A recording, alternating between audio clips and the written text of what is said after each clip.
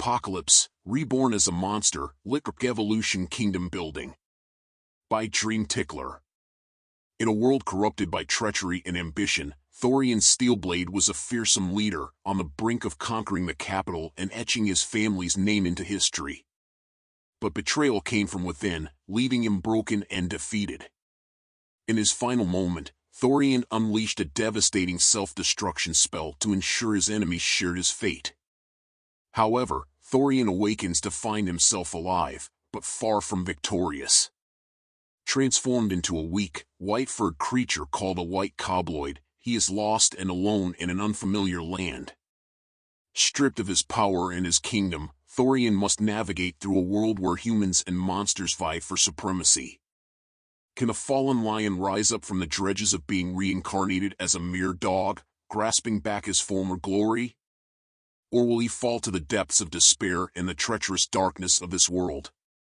Amidst the grandeur of his sprawling tent, where once Lord Thorian strategized his battles and barked orders to his soldiers, now lay his broken and impaled body. A vicious spear had mercilessly pierced through his stomach, rendering him incapable of even making the most basic movements. The deadly weapon had destroyed his dantian, the vital energy center of his body, leaving him writhing in excruciating pain. As he glared at the two culprits, his eyes brimmed with a mixture of fury and disgust. He was about to unleash his wrath upon them when an old man with a long white beard entered through the torn and scorched entrance of the tent, interrupting his thoughts. "Even you, great uncle?" Thorian's eyes filled with a sense of profound betrayal. Unable to bear the weight of this terrible reality, he cast his gaze upwards. The roof of the tent was adorned with the blue flags of their army, bearing the sigil of a sword and a lion that symbolized their family. However, most of them were now burned due to his own fire.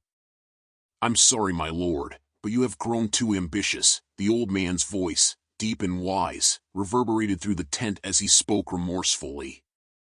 He walked toward his two accomplices amidst the ashes of the luxurious rugs that once adorned the floor. Daring to bare your fangs at the royal family was truly a foolish thing to do. Hearing his great-uncle's voice and words filled Thorian with rage. His eyes stared swords and spears at the man he once considered his mentor. The capital was in our sight. He coughed up blood, but his rage remained unquenched. Our names, the great Steelblade name, would have been etched into the history books, to be remembered for 1,000 years. A man with a half-burned black beard, whose stature towered over the rest, cast a pitying gaze at Thorian and remarked, "Your speeches are great even on your deathbed, my lord." The man was adorned in black and gold-plated armor. Perhaps it was that darkness that hid the ashes from Thorian's previous attacks. "It is a shame that it is your tongue that spelled your eventual doom," he added solemnly. "Let's end this farce." The other man with the clean-shaved face raised his spear. His wounds were no less than those of the black-bearded man, with his left shoulder's skin burned and his flesh darkened. He was poised to deliver the final blow, but the old man intervened. "Don't be hasty, General. Let us enjoy our final moments with our lord," he said gently, smiling at Thorian. "My lord, in your quest to achieve history and honor, you have forgotten about your own men. You waged a brutal war against the capital with no sympathy for the soldiers that lost their friends, for the men that lost their families, for the wives that lost their husbands. Aldrich!" Thorian growled, interrupting his great-uncle's monologue. He turned his attention to the stoic faces of his betrayers, and to his own surprise, his rage gave way to uncontrollable laughter. "What did they promise you?" he asked with a low voice, eyeing them with suspicion. "Was it money? Land? Power? Or was it perhaps the county?" Aldrich's slight smirk told Thorian everything he needed to know. "I see, so that's what it was." The men stood silent as they looked at each other, their eyes told the full story. After a few seconds, Aldrich finally opened his mouth. "Any last words, my lord?" "Yes, please come closer," he said, his words slow and labored. Thorian's eyes threatened to close, while the bags under them grew dark and hollow. The black-bearded man let out a mocking laugh, his voice tinged with disbelief. To think the day would come when I would see the lion of the lowlands grow so weak, he sneered. The old man joined in the laughter, his tone more gentle but no less amused. Our lord is weary and tired, he chuckled. Let us listen to his will. As Aldrich approached Thorian, a sense of pride evident on his face, the two men followed closely behind. But seeing as Thorian's lips twisted into a knowing grin, Aldrich's expression suddenly turned to one of frozen shock. Instinctively, he channeled mana into his eyes and scanned Thorian's body. There was massive turbulence of orange and white mana that was concentrating on his mana heart, threatening to break it into 1,000 shards. Run! Aldrich's face contorted in horror while the two men stood dazed and confused. However, none of their thoughts, emotions, or realizations mattered as a ball of fire expanded with Thorian as its center. The three men were burned into nothingness before any thought could cross their minds. The ball of fire did not cease its growth even after the betrayers were reduced to ashes. It expanded with fervor, consuming the entire Steelblade army camp. Its flames blazed with such intensity and radiance that the people of the capital were convinced a third sun had risen. Asterisk asterisk asterisk.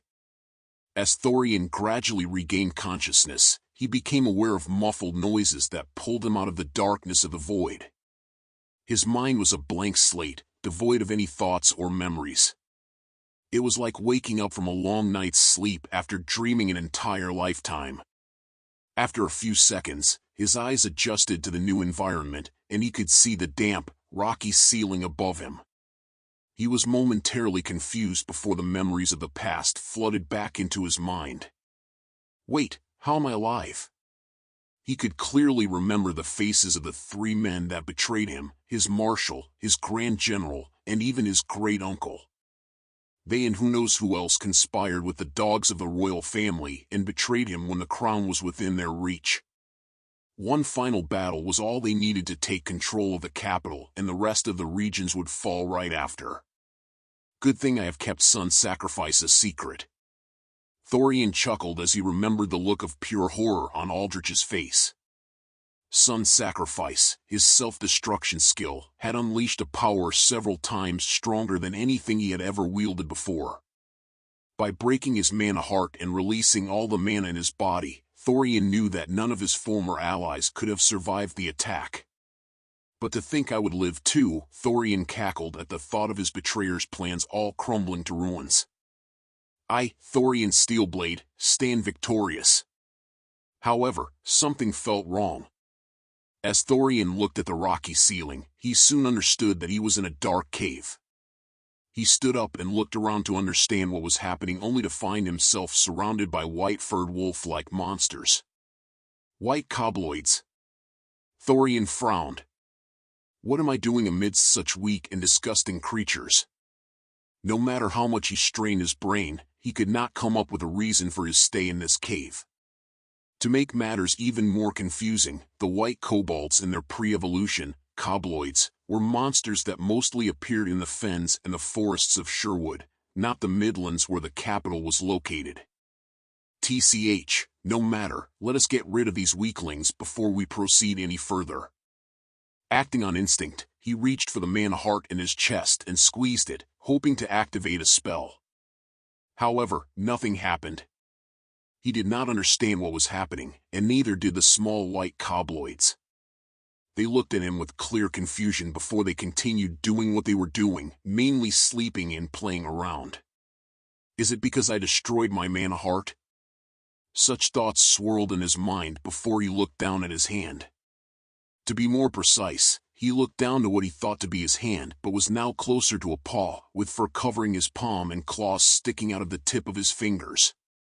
What? Thorian inspected his body with ever-growing terror. There was fur everywhere, white fur. It was on his arms, his legs, his stomach, and his chest. With the thought solidifying itself in his mind and his heart beating louder than war drums, Thorian turned to the one thing he trusted even more than his own eyes. Display panel. Ding. Status panel. Race White Kobold. Lifespan 40 years. Level 115th, EXP, 0 out of 10. Stats. Strength 8. Agility 8. Constitution 4. Mana 3. Skills. Minor Moon Boost, passive. Thorian's mind blanked as he looked at the proof that was laid bare in front of his eyes. What does this mean? How? Thorian looked at his own body in shock for a full minute. The white fur, his hairy paw-like hands, his skeletal structure, all of it felt unfamiliar to him. It was as if his soul had been ripped from his original body and shoved into this new one. As rage bubbled inside his heart, Thorian took a deep breath and calmed his nerves. At least I am alive. Somehow, even after Son's sacrifice, I was given another chance. Thorian remembered the face of Aldrich as he screamed in horror, and a warm breeze cooled his raging heart. In the end, even if he changed species, he lived, while they were burned to ashes by the flames of their greed. The now white Kobold cackled at this strange turn of fate. However, as he looked back at his own body, he couldn't help but click his tongue. Did it need to be a white Kobold, though? Couldn't I have reincarnated in a stronger monster's body? Thorian opened his system panel and focused on the skill displayed at the bottom. Minor Moon Boost, passive. Description: as a creature attuned to the moon, you gain power in its presence. Strength and agility are boosted by 25% at night. It is indeed as useless of a skill as I remembered, Thorian grimaced as he thought, what use is there for such a thing when nights are so short? Thorian furrowed what used to be his eyebrows as his mind was filled with thoughts. Some of the other monsters that filled the cave looked at him with a mix of interest and curiosity, but he paid them no heed. There's no use sitting here thinking, I need to see what is happening outside. Thorian made his way to the entrance of the cave. Each step he took had the confidence and bearing of a lord. Some of the Kobolds sneered and growled at him for displaying such arrogance, but Thorian didn't feel the need to even acknowledge their presence. It took a few seconds for his eyes to adjust to the new light when he walked outside the cave. In front of him was a clearing with fairly tall grass and green shrubbery. The vibrant and healthy colors told Thorian that it was the middle of spring. A smile parted his lips as he remembered the days before the apocalypse had happened. Now that I think of it, it was spring when it happened. Almost 10 years ago. Thorian looked up to the sky and basked in the warmth of the sun when his facial expression froze. Wait, what in the world? Where's the second one? Thorian stared in shock at the sky, which did not make any sense to him. Ever since the apocalypse started with the introduction of the system, a second sun stood along their old one. After 10 years had passed, it became a natural and normal sight. What's happening? Did I go back to before the apocalypse? No, I cannot be hasty in my thoughts. This could be a completely different world. Thorian went back inside the cave while frowning. His mind was a storm of different thoughts and doubts. If this was a different world, then there wasn't much he could do. However, if he did indeed go back in time, then a host of opportunities and risks were presented in front of him. I did hear rumors about the monsters appearing even before the apocalypse truly began. If I did truly go back in time, then it should happen very soon. No matter whether this was a different world or he had gone back in time, Thorian needed to go out and explore. Staying in this dark cave without any knowledge of the outside world would drive him crazy. But I can't do it now, Thorian clenched his fangs. If I meet other monsters, I will be at a great disadvantage when the moon is not shining. He cursed his fate for having reincarnated into a monster with such a glaring weakness before he took a deep breath. For now, the wisest choice would be to sit and wait for the sun to set. After a few minutes of sitting down among the noisy monsters playing around, Thorian tapped his feet in annoyance. If only I could meditate and cultivate my chi, this would be a perfect time for it. As his thoughts reached chi cultivation, Thorian raised his eyebrow as the most outlandish idea took form in his mind. Surely it won't work, but it doesn't hurt to try. With hesitant movement, Thorian sat down in a lotus position. While the other white Kobloids looked at him with weird stares, he closed his eyes and took a deep breath. Slowly but surely, he performed the breathing technique he had been using for almost 5 years. Minutes passed and Thorian could not feel any change. So like I thought, it does not work?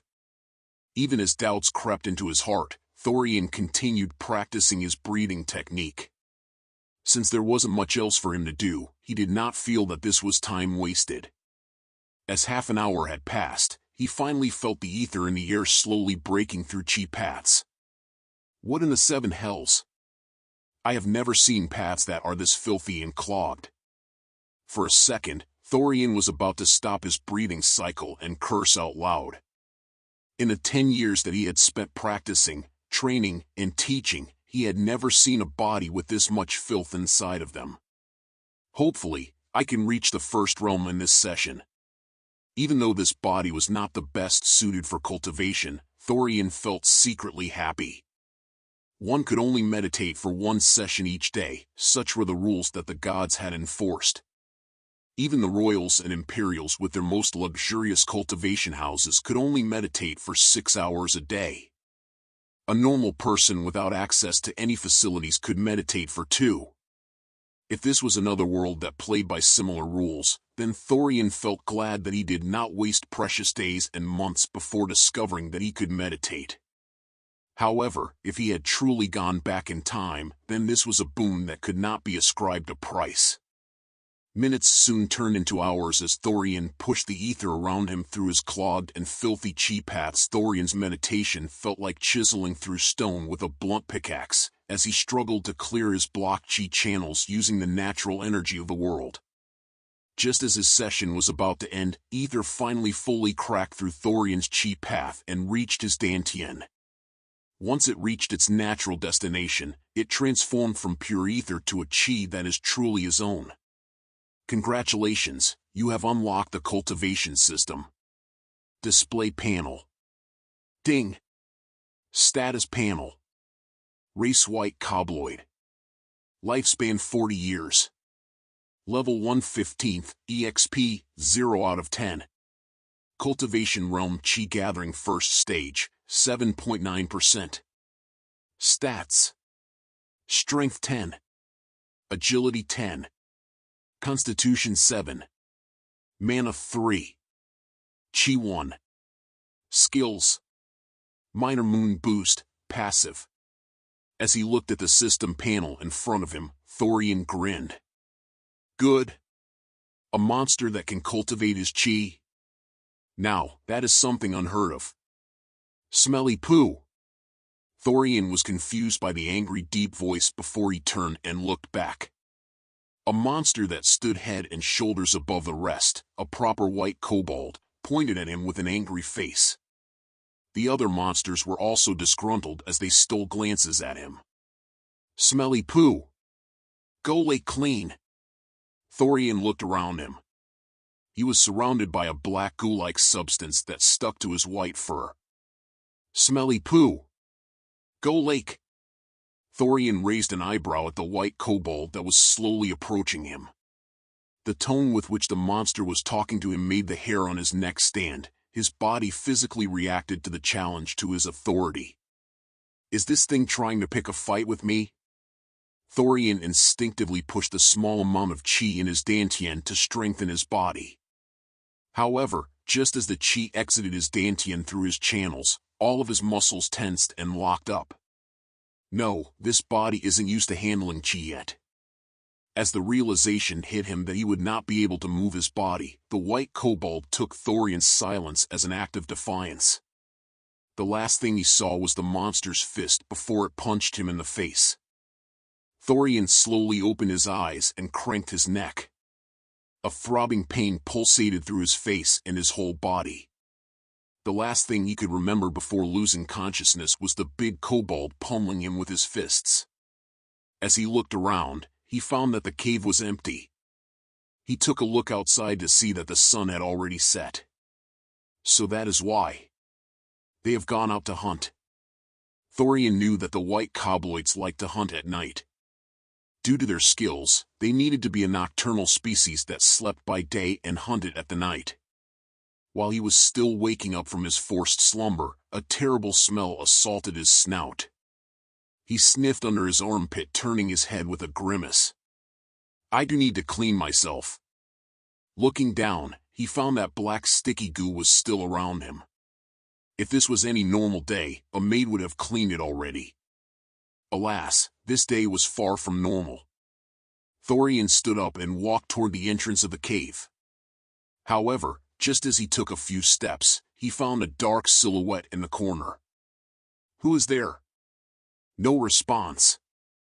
Thorian raised an eyebrow before clicking his tongue and walking toward the mysterious figure.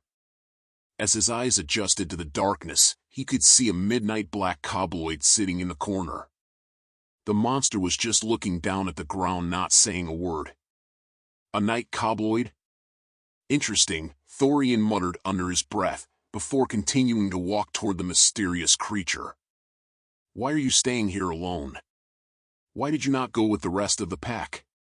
The night kobold looked at Thorian with a careful expression before looking back down at the ground. "Smelly poo, talk weird." "You say I talk weird? That is quite presumptuous from you." Thorian then clenched his fist. "And you dare call me smelly poo? That is laughable." Thorian frowned at the night kobold before taking a deep breath and looking away. "What am I doing getting angry at a bunch of kobolds? Truly humiliating." Thorian shook his head and changed the topic. "So, why did you stay here? You should be with the rest of the pack hunting for food." The night kobold stayed silent while looking at the ground. Seeing that the monster was not in the mood to talk, Thorian sighed and started walking toward the entrance of the cave. "Me different. Me weak." Thorian stopped and looked at the night kobold with a raised eyebrow. "What? A night kobold is weak? What kind of unfunny joke are you saying?" The black kobold looked at Thorian with an open mouth before saying, "Smelly poo, words many. Night kobold, words too few more like." Thorian immediately snarked back. He then took a deep breath before shaking his head. "If you want to become strong, follow me." Without saying any more words, Thorian left the cave. Even though the forest was dark with only the moon illuminating it, his eyes quickly adjusted. I guess there are some benefits to being reborn as a monster. Proper night vision is something you only get at the second stage of cultivation. Thorian walked amongst the trees and shrubberies before noticing some shuffling behind him. He looked back only to see that the night kobold had followed him. "You made a great choice," he grinned. "Me follow you, me strong?" the night kobold asked with a hopeful gaze. "If you follow my orders, you will reach a strength that your brain could not dream of," Thorian confidently replied. "Now, let's go hunt." The kobold nodded and the two continued walking. Thorian made sure to lay as low as possible and walk on all four. That way, he could easily sneak up on any unsuspecting prey without it being able to see him from a distance away. "SHH, stop." Thorian's ears perked up and he raised his hand to stop the night kobold. He peeked slightly from above a bush to find two small foxes playing around. Without saying a word, he signaled for the night kobold to go in with his hand. The two then rushed at the foxes with incredible speed. By the time their prey could notice them, Thorian's claws already slashed at one of the foxes before he bit its throat. His fangs dug deep into the fox's flesh, and the blood trickled down his throat. It was sweet. "I am not a beast." Thorian threw the fox's corpse to the side before spitting out its blood. He looked to the side to find the night kobold ravaging the other fox's innards with his mouth. "Stop!" Thorian ordered, and the night kobold looked at him in confusion. "You need to stay hungry so that you can hunt even more." Thorian's voice was low. "Only then can you become strong." Those last words had worked very well on the kobold. He looked at the prey he had caught with sad eyes before standing up and nodding at Thorian. "Good, now let's continue our hunt." Thorian smiled proudly. He then sniffed his body before grimacing, "We need to find a lake too." As the two continued walking through the forest, Thorian opened his system panel to check his level. Level 115, EXP, 5 out of 10. So even normal beasts can give experience. Good, we can make some progress tonight. After a few minutes of walking around, the two found a doe eating some grass in a small clearing. Thorian knew she was quite speedy, but Kobloids were not slow either. With a few hand signals, Thorian laid out his plan to his Night Kobloid follower. As the latter slowly crawled around the clearing, Thorian focused back on the doe. She was still eating grass with a dumb expression on her face. Good. Stay like that. Thorian waited until the Kobloid was in position before pouncing at his prey with all his force. Hearing the shuffling in the bushes, the doe's ears perked and it looked up immediately. By the time it saw Thorian, he was already halfway toward it. With a surreal speed, she galloped out of Thorian's charge. The Night Kobloid swiftly pounced at his prey from the opposite side, only for the doe to jump over his body. By the time Thorian could turn to look, it already crossed the shrubbery and ran into the dark forest. Thorian gritted his teeth before taking a deep breath. What a speedy little thing. He then looked down at his own body and smirked. I guess I'm still not used to this weak body. We need to level up fast. On the other hand, the Night Kobloid was looking down with furrowed eyebrows and droopy ears. Seeing his follower in such a pitiful sight, Thorian clicked his tongue.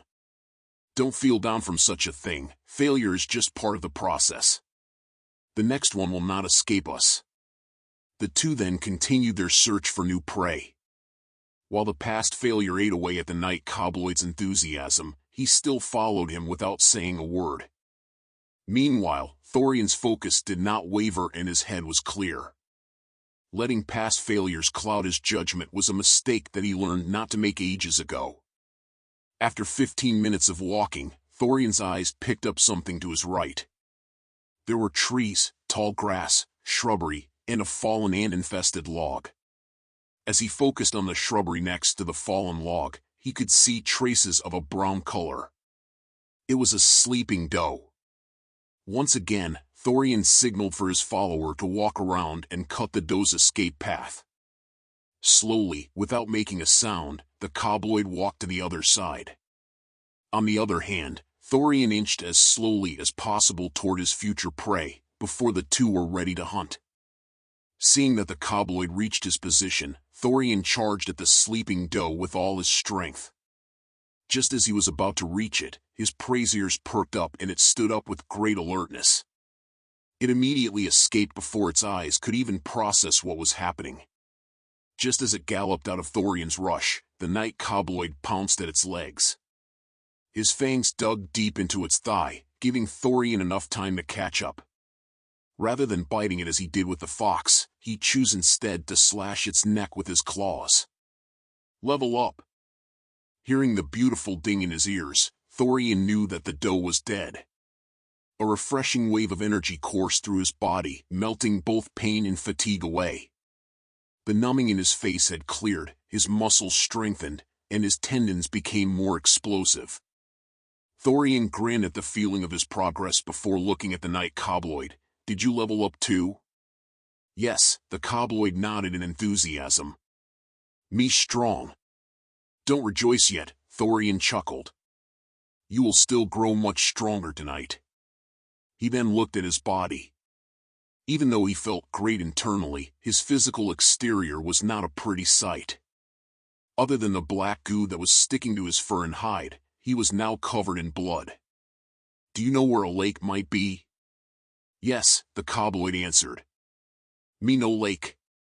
Thorian smiled at the good news. Good, you'll need to show me the way. With their destination now set, Thorian followed the Night Kobloid as he guided him toward the lake. They fought and hunted rabbits, foxes, and other small animals on their way.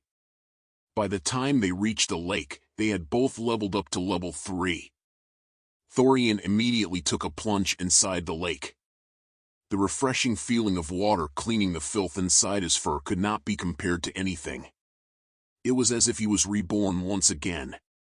After cleaning himself for a bit, Thorian's mind finally cleared out.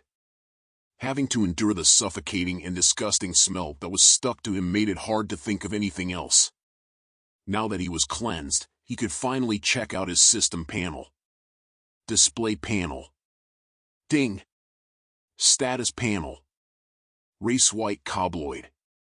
Lifespan 40 years. Level 3/15, EXP 5/30. Cultivation Realm Chi Gathering First Stage, 7.9%. Stats. Strength 12, 15.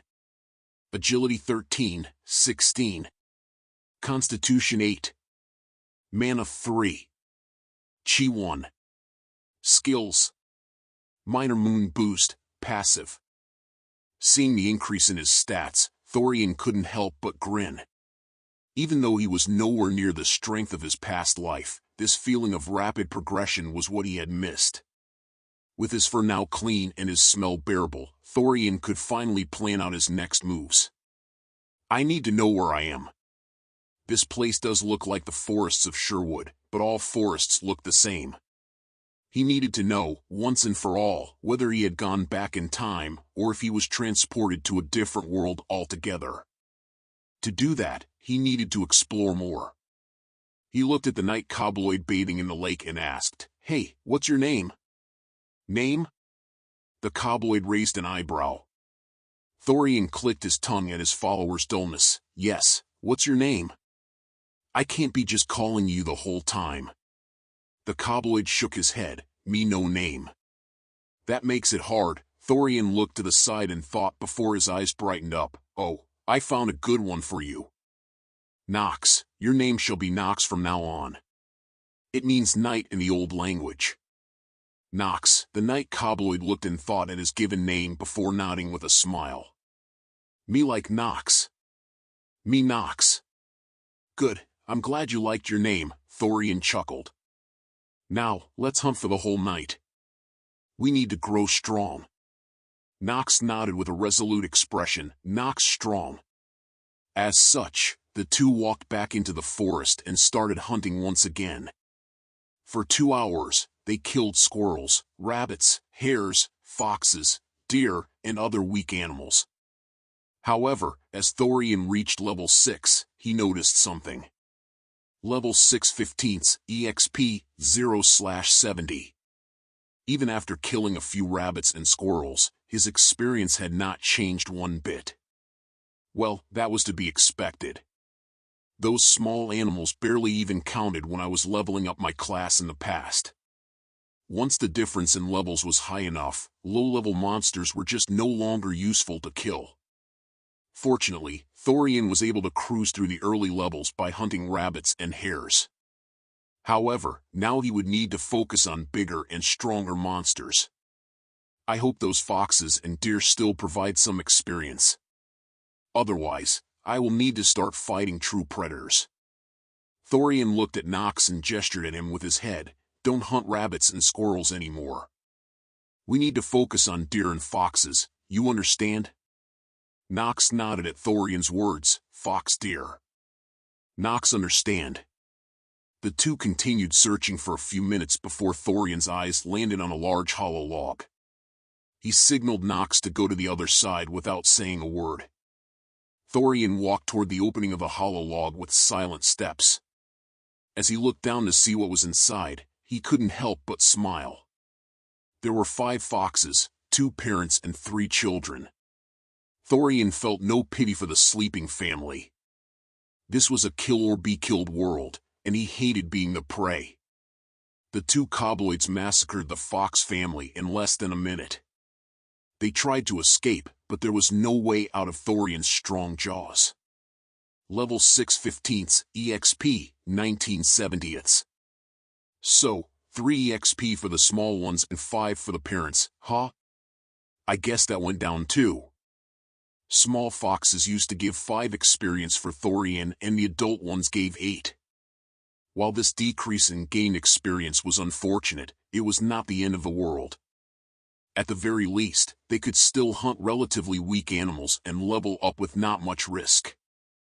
Time continued to pass, and before they could realize it, 3 hours had already gone by. Level up. After killing another sleeping deer and doe couple, the level up screen appeared in front of Thorian.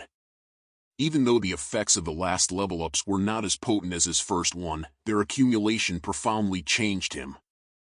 His muscles grew, his frame became larger, and he gained around an inch in height. He was now as tall as a normal human teenager. Thorian smiled at his progress before looking at his follower. Did you level up too? Yes, the White Kobold nodded. Nox level 8. Good. Thorian then looked at the full moon illuminating the forest before his smile morphed into a full grin. What do you say we go for some bigger prey now? These helpless lambs are becoming a bore to slay. Nox not understand. The White Kobold looked at Thorian with a confused look, before his expression changed into excitement, but Nox fight strong. Thorian chuckled, hearing his follower's words, you're truly simple-minded. But I do like that about you. Let's check our status, I haven't seen it in a while. Display panel. Ding. Status panel. Race White Kobold. Lifespan 40 years.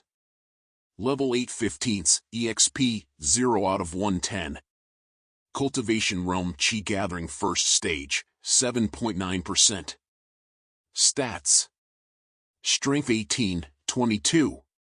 Agility 19, 24. Constitution 8. Mana 4. Chi 1. Skills. Minor Moon Boost, passive. Seems like my mana barely ever increases. Good. I don't need it right now. Strength and agility are paramount when I don't have any skills that are worth the name. As they continued walking through the forest, a thought suddenly flashed inside Thorian's mind. He looked at Nox with a raised eyebrow and asked, why haven't you used your skills yet? Skills? Nox looked at him in confusion. Yes, skills, Thorian nodded. White Kobolds are known for their shadow skills. When they reach the rank of a lord, they become truly horrifying to deal with. Nox shook his head at the explanation. Nox no skill shadow. Nox skill moon. Huh, interesting, Thorian raised an eyebrow. So you only have the moon passive. Maybe you will only gain the shadow skill once you evolve into a proper kobold. Nox did not answer him verbally, but he did nod with great enthusiasm. Seeing his excited and happy face, Thorian chuckled. Simple thing. I guess just the thought of evolving and becoming strong makes you happy. I do not dislike that. While the two were talking with each other, Thorian's ears perked up as he heard a shuffling in the distance. His attitude immediately changed and his eyes focused on the darkness in front of them.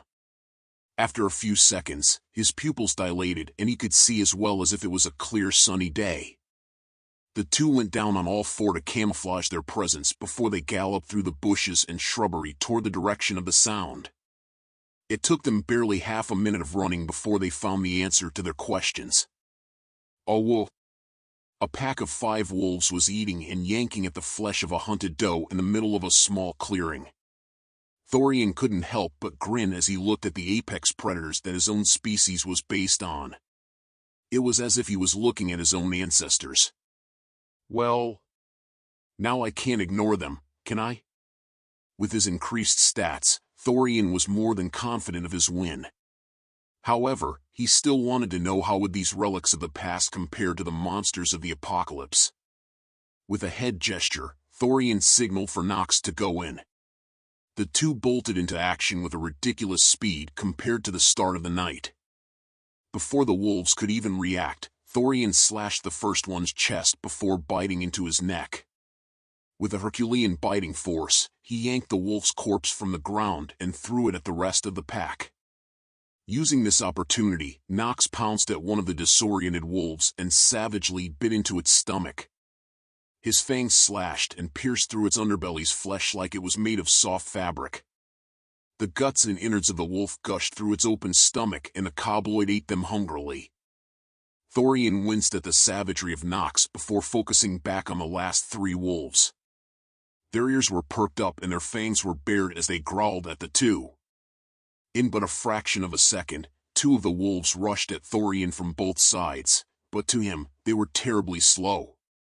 The first beast charged at him from the left with its front paws high and its jaws open. With a smooth movement, he sidestepped the attack and grabbed the beast by its back. His hands tightly locked at the wolf's stomach and it swiftly came to a stop. The other wolf immediately charged at Thorian and bit at his calves, but its fangs could barely pierce through his flesh and could not touch the bone. "I have always wanted to do this one," Thorian grinned as he lifted the wolf he was grabbing off the ground and over his head. With an explosive arching motion, he fell backward and the wolf's head crashed into the ground. The beast whimpered in a stunned daze while the other wolf continuously bit at Thorian's leg. While his constitution was high enough that it couldn't break his bones, it did not mean that it could not injure him. His leg was dripping with blood from the knee down to his ankle. To add salt to injury, the last wolf also jumped into the fray and charged at him. Seeing the situation taking a turn for the worse, Thorian yanked his right leg out of the beast's mouth before dodging to the side. Holes and wounds covered the white fur on his calf with red blood. However, even with all his injuries, he was still able to generate enough force on his left leg to pounce at the third wolf and shove his claws into its neck. The beast that injured him before charged at him once again. However, Thorian was not going to fall for the same attack twice.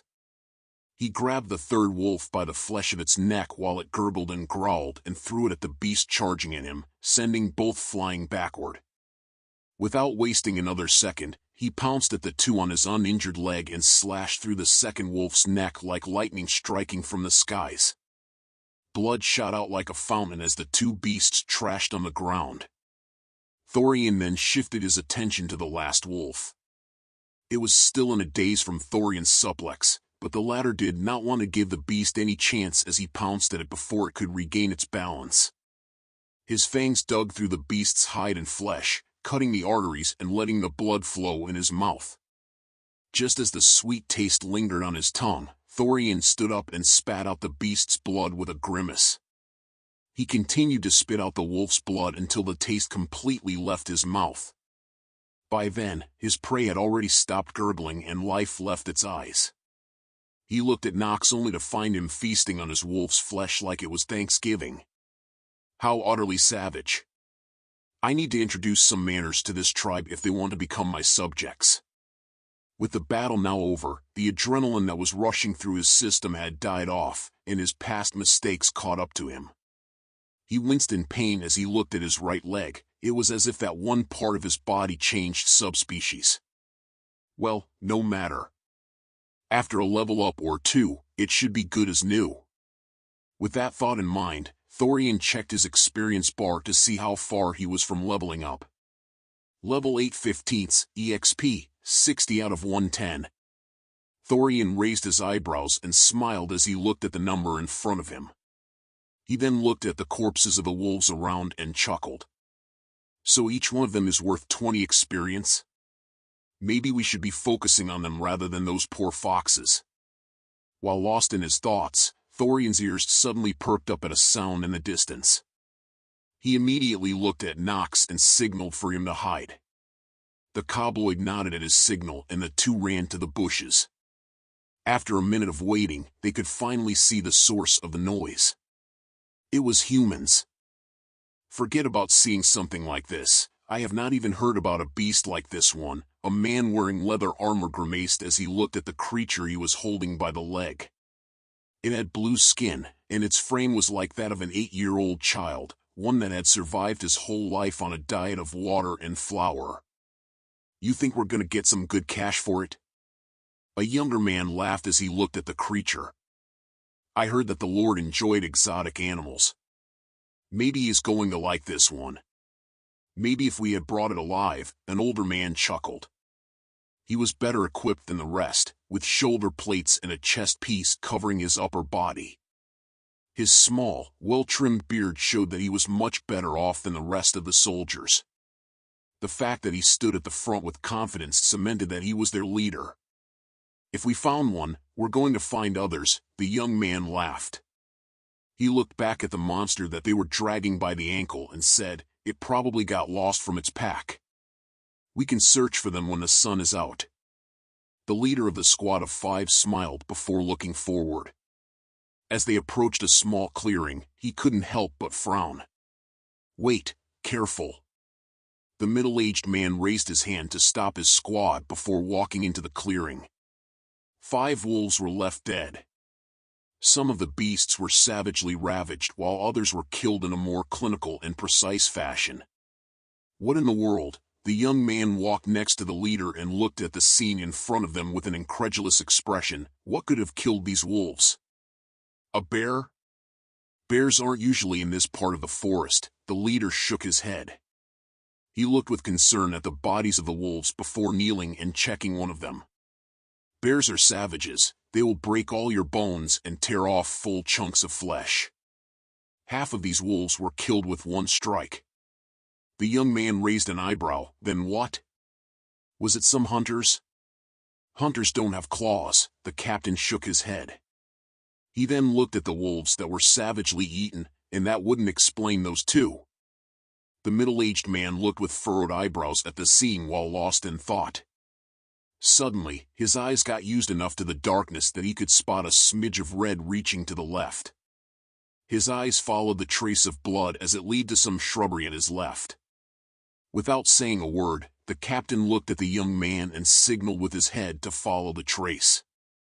The two walked slowly through the grass and unsheathed their swords. Whatever was beyond the bushes, they did not want it to take them by surprise. As they walked closer to the shrubbery, their hearts palpitated. They clenched the grip of their swords hard and rushed toward the bush. In a fraction of a second, they crossed shrubbery with their swords already in a swinging motion. However, there was nothing. The young man let out a sigh of relief. "That got me scared." On the other hand, the middle-aged man did not say a word. He was looking down at the ground to check for the blood trace. It had stopped. He stood in his place for a few seconds intently looking at where the trace had stopped. Finally, he let out a deep breath he hadn't even known he was holding. "Let's go back. No use messing around here." With that order from the captain, the two walked back to the rest of the squad and continued on their way through the forest. Asterisk. Thorian let out a deep sigh of relief as he looked at the squad of soldiers through the thick branches of a tree. The emblem of a bear and a shield that was embroidered on their clothes was especially eye-catching. Once the soldiers were out of view, Thorian and Nox jumped down from the tree into the bushes below them. Thorian couldn't help but feel fortunate. If the two soldiers had looked up when they reached the end of the blood trace, the two would have been found out. "Creature weak. Hide why?" Nox looked with confusion at him after jumping down off the tree. "Those were human," Thorian explained. "If we had killed them, it would have brought us quite a bit of trouble. A full squad disappearing will bring a lot of attention to the forest, and we wouldn't be able to hunt in peace." Nox's confusion was only accentuated by Thorian's explanation. He shook his head and said, "Nox not understand." "Nox trust." The White Kobold frowned at Thorian before continuing, "Smelly poo." Thorian raised an eyebrow at the last two words. "Should I teach him a lesson?" Looking at Nox's simple-minded expression, Thorian couldn't help but shake his head. "My name is not Smelly Poo. My name is Thorian, Treacherous." Nox's eyebrows furrowed even further as he tried to repeat the name, Thor. "It's Thorian, not Thor." Thorian clicked his tongue. "Thorian?" The letters and syllables struggled to come out of Nox's tongue. Seeing the poor Kobold struggle so much, Thorian shook his head and sighed. "I guess that's fine. I will need to educate this tribe later. This cannot persist." With their discussion over, Thorian thought back to the squad of soldiers. More precisely, he recalled the emblem that they were all wearing. So this is really the forest of Sherwood. We should be close to Loxley. Thorian grinned as the proof that he had been looking for finally revealed itself. He was now certain he had gone back to the past before the day of the apocalypse, and somehow inhabited the body of a monster. Locksley. Now that I think about it, was that territory altar not close to that city? It should be a few kilometers to the east if I remember correctly. One of the best territories in the whole kingdom with 3 dungeons under its area of influence, Raven's Nest. It easily eclipsed Locksley as the most important city in the region. It had also become the Ravenwood family's base of operation. Remembering the chiseled face of the head of the Ravenwood family, Thorian couldn't help but chuckle. I'm sorry, William, but your fortune is going to be mine in this life. Thorian faced scary. Nox's voice snapped Thorian out of his reverie. His grin mellowed out to a neutral expression before he turned and looked at the direction that the squad had taken. We need to follow them. Let's go. While Thorian had a vague idea of the whereabouts of the territory altar, he was not the most familiar with the place. He spent most of his time in the lowlands in the south, where his city was located. He had come to visit the Ravenwood family many times and partook in hunting with them as a diplomatic gesture, but he did not truly know all of its ins and outs. I need to reach Locksley to have a clearer idea. If we go from the east gate and follow the main road for 5 kilometers or so, I should find it. If I remember correctly, the altar wasn't that far off the road. Using his wolf-like sense of smell, Thorian immediately picked up the scent of the 5 soldiers. They had not walked that far yet. With quick steps, the 2 ran through the dense trees and followed the squad. In but a few minutes, they could already see them. Slow down, Thorian raised his hand and stopped Nox. We need to follow them from very far away. The 2 left a distance of 200 meters between themselves and the human squad. With the darkness of the night and the noises of the forest, the soldiers couldn't detect them even if they wanted to. The march was painfully slow as Thorian and Nox needed to follow the pace of the soldiers dragging the corpse of a monster. As Thorian looked at the blue-skinned creature, he immediately knew what kind of monster it was. A blue goblin, huh? Quite the rare variety. I did hear from William that some of his men caught one before the apocalypse began. I thought he was just bragging about nonsense, but it seems that was not the case. While Thorian was interested in the blue goblin, that did not change his plans in the slightest. His main priority right now was to find the territory altar. If he could claim it, the advantage that he would have over everyone would be monumental. After 30 minutes of following the squad of 5, Thorian could finally see the sprawling stone walls that protected Locksley. He smiled at the nostalgic sight of a city that did not have magical barriers or mana cannons. This place would have been razed in an hour if it was 10 years in the future. The white and black kobolds stood at the forest's edge, observing the soldiers from a safe distance. The human troops, carrying the captured blue goblin, marched along the main road and entered the city through the colossal gates. Though night had fallen, Thorian was able to navigate using the stars. He had learned about celestial navigation from his great-uncle when he was just a child. The memory of the betrayer pained him deeply, but Thorian swallowed his pride and relied on the knowledge passed down from his old mentor to guide him. Which one was it again? Thorian looked up to the sky and scanned it for a few seconds before his eyes lit up. He found it. So that's the South Star. As he found his point of reference, Thorian could easily find where the sun was going to rise from. He grinned as he looked at the closing portcullis in front of them. It was the East Gate. Let's go back, Thorian smiled at Nox. Tonight will go down in history. Nox looked confused at Thorian, but he did not say anything. He just shook his head and followed after the White Kobold. As they no longer needed to walk at a crawling pace, the 2 crossed the 4-kilometer distance in but a few minutes. As they reached close to their destination, the 2 stopped.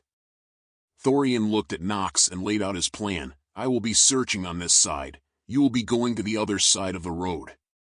If you find a big stone with a demon's face on it, do not touch it. Come and find me immediately, do you understand? Face demon? Nox furrowed his eyebrows at the explanation.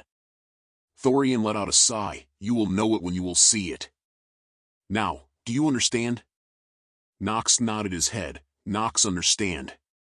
Good luck, Thorian patted the White Kobold on the back. I trust you. With those words, Nox ran to the other side of the road and disappeared into the dark forest. Thorian turned around and started searching.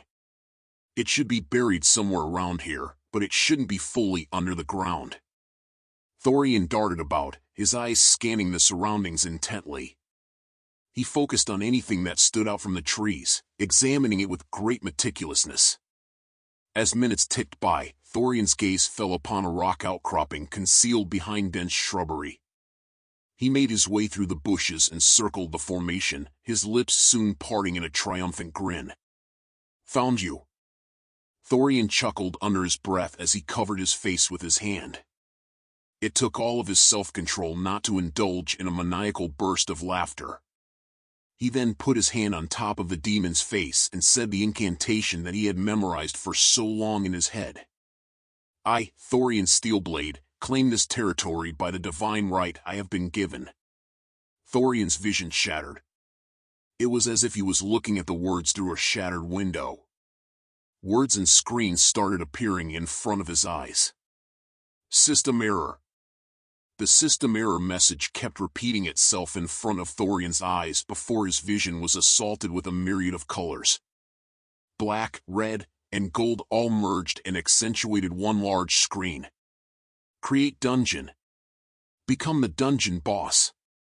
While that one message was taking most of his vision, Thorian could see that there was another message below it.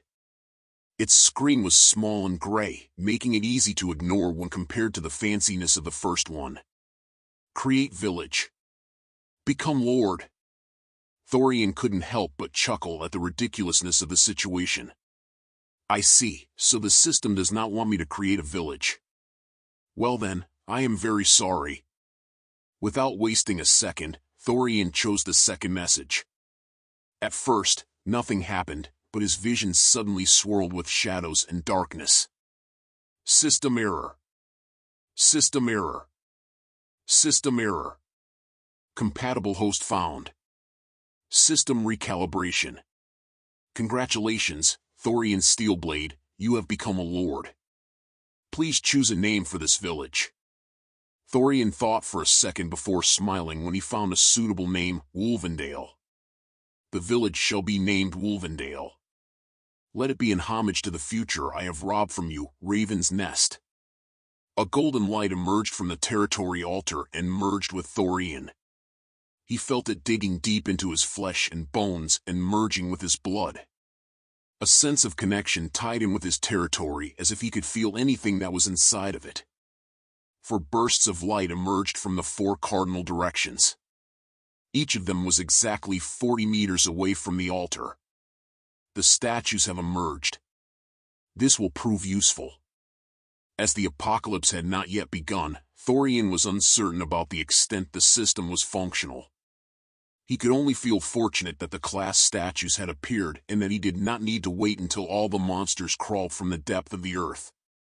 Thorian walked to the west where he found a 2-meter statue of a woman wearing a robe and a hat while wielding a staff topped with a gem. He put his hand on the statue and a message appeared in front of him. Would you like to choose the Magus class? Yes, I would.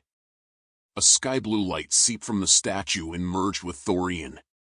As with the golden light that appeared from the altar, this blue one also merged with his body at a fundamental level. Choose one of these starting abilities. Fireball, you conjure a fiery orb and hurl it at your enemies, leaving them charred and weakened. Waterball, you summon a watery orb and launch it at your enemies, drenching them and knocking them off balance. Rock Bullet, you create a barrage of rocks that fly toward your enemies, pummeling them and leaving them vulnerable. Wind Gust, you summon a powerful gust of wind that can knock your enemies off balance, extinguish fires, and enhance your speed and agility. Fireball. Thorian did not need to think for a second. In his past life, he was a fire archmagus, one of only 2 in the whole kingdom. His flames had burned to ashes tens of thousands of his enemies and won him many wars. They even killed his marshal and great general, 2 of the greatest warriors of the realm. Wait, wasn't there an amazing class that you could get? Thorian's mind flashed with the picture of a young man in a purple robe. As he remembered the terror that the young man had caused, he tapped his foot and thought. If I remember right, that brat Aiden got his class advancement by increasing the rank of all the starting spells. Thorian chuckled as the thought fully formed in his brain.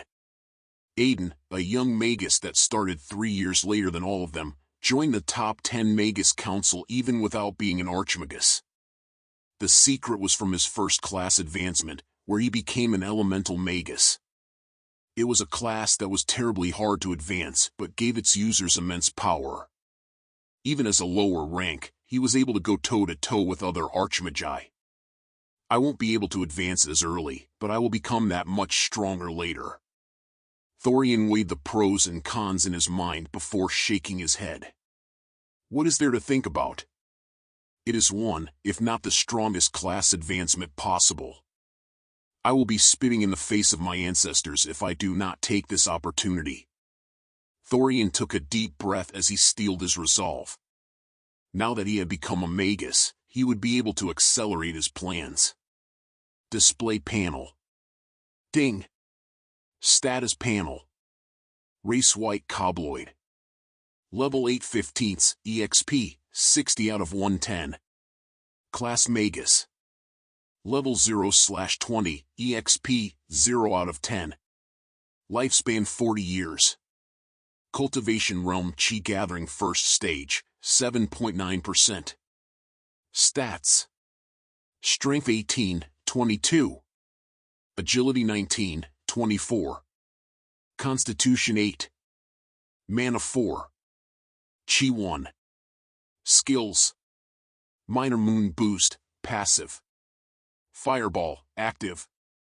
Now that he had become a magus, Thorian walked back to the altar. He touched the head of the demon and tried to access his territory panel. Display territory. System error. The territory altar has not been fully activated yet. Please wait until the start of the new world. ETA, 21 hours 37 minutes and 16 seconds. Thorian raised an eyebrow at the system before letting out a chuckle. I shouldn't be too greedy. The fact that I got to become a magus even before the apocalypse started is an unbelievable advantage. Anyways, I should go bring Nox for now. Thorian sniffed a couple of times before detecting Nox's scent. He then rushed toward his follower with incredible speed. In but a minute, he crossed the main road and found the Night Kobold searching around diligently. Come with me, I have already found it. Nox raised his eyebrows and followed Thorian with a happy expression. The two made their way to what was now the Wolvendale territory. Thorian was very familiar with the class system that the territories provided. As such, he confidently guided Nox to the class statue that he believed to be best suited for his follower. The 2-meter-tall statue was that of a young man clad in a cloak and a hoodie that covered half of his face. He was wielding 2 daggers, along with multiple small weapons stashed all over his clothing. This is the assassin statue. Thorian turned and looked at Nox. Put your hand on the statue, and when the message appears in front of you, just say yes. Do you understand me? Nox understand. The Night Kobold nodded enthusiastically. Even though it was clear that he did not understand the significance of a class or the use of the statue, it seemed that he knew he would become stronger if he followed Thorian's words. Simple but good. I'm liking this little fella more and more. Nox put his hand on the assassin statue and a dark light merged with his body. The black aura was somehow even darker than the Night Kobold's fur, giving him an ominous feeling. A Night Kobold with assassin skills, huh? I wonder what kind of advancements would be available for him when the time comes. The black aura slowly disappeared and fully merged with Nox, and the Night Kobold turned and looked at Thorian with a confused expression.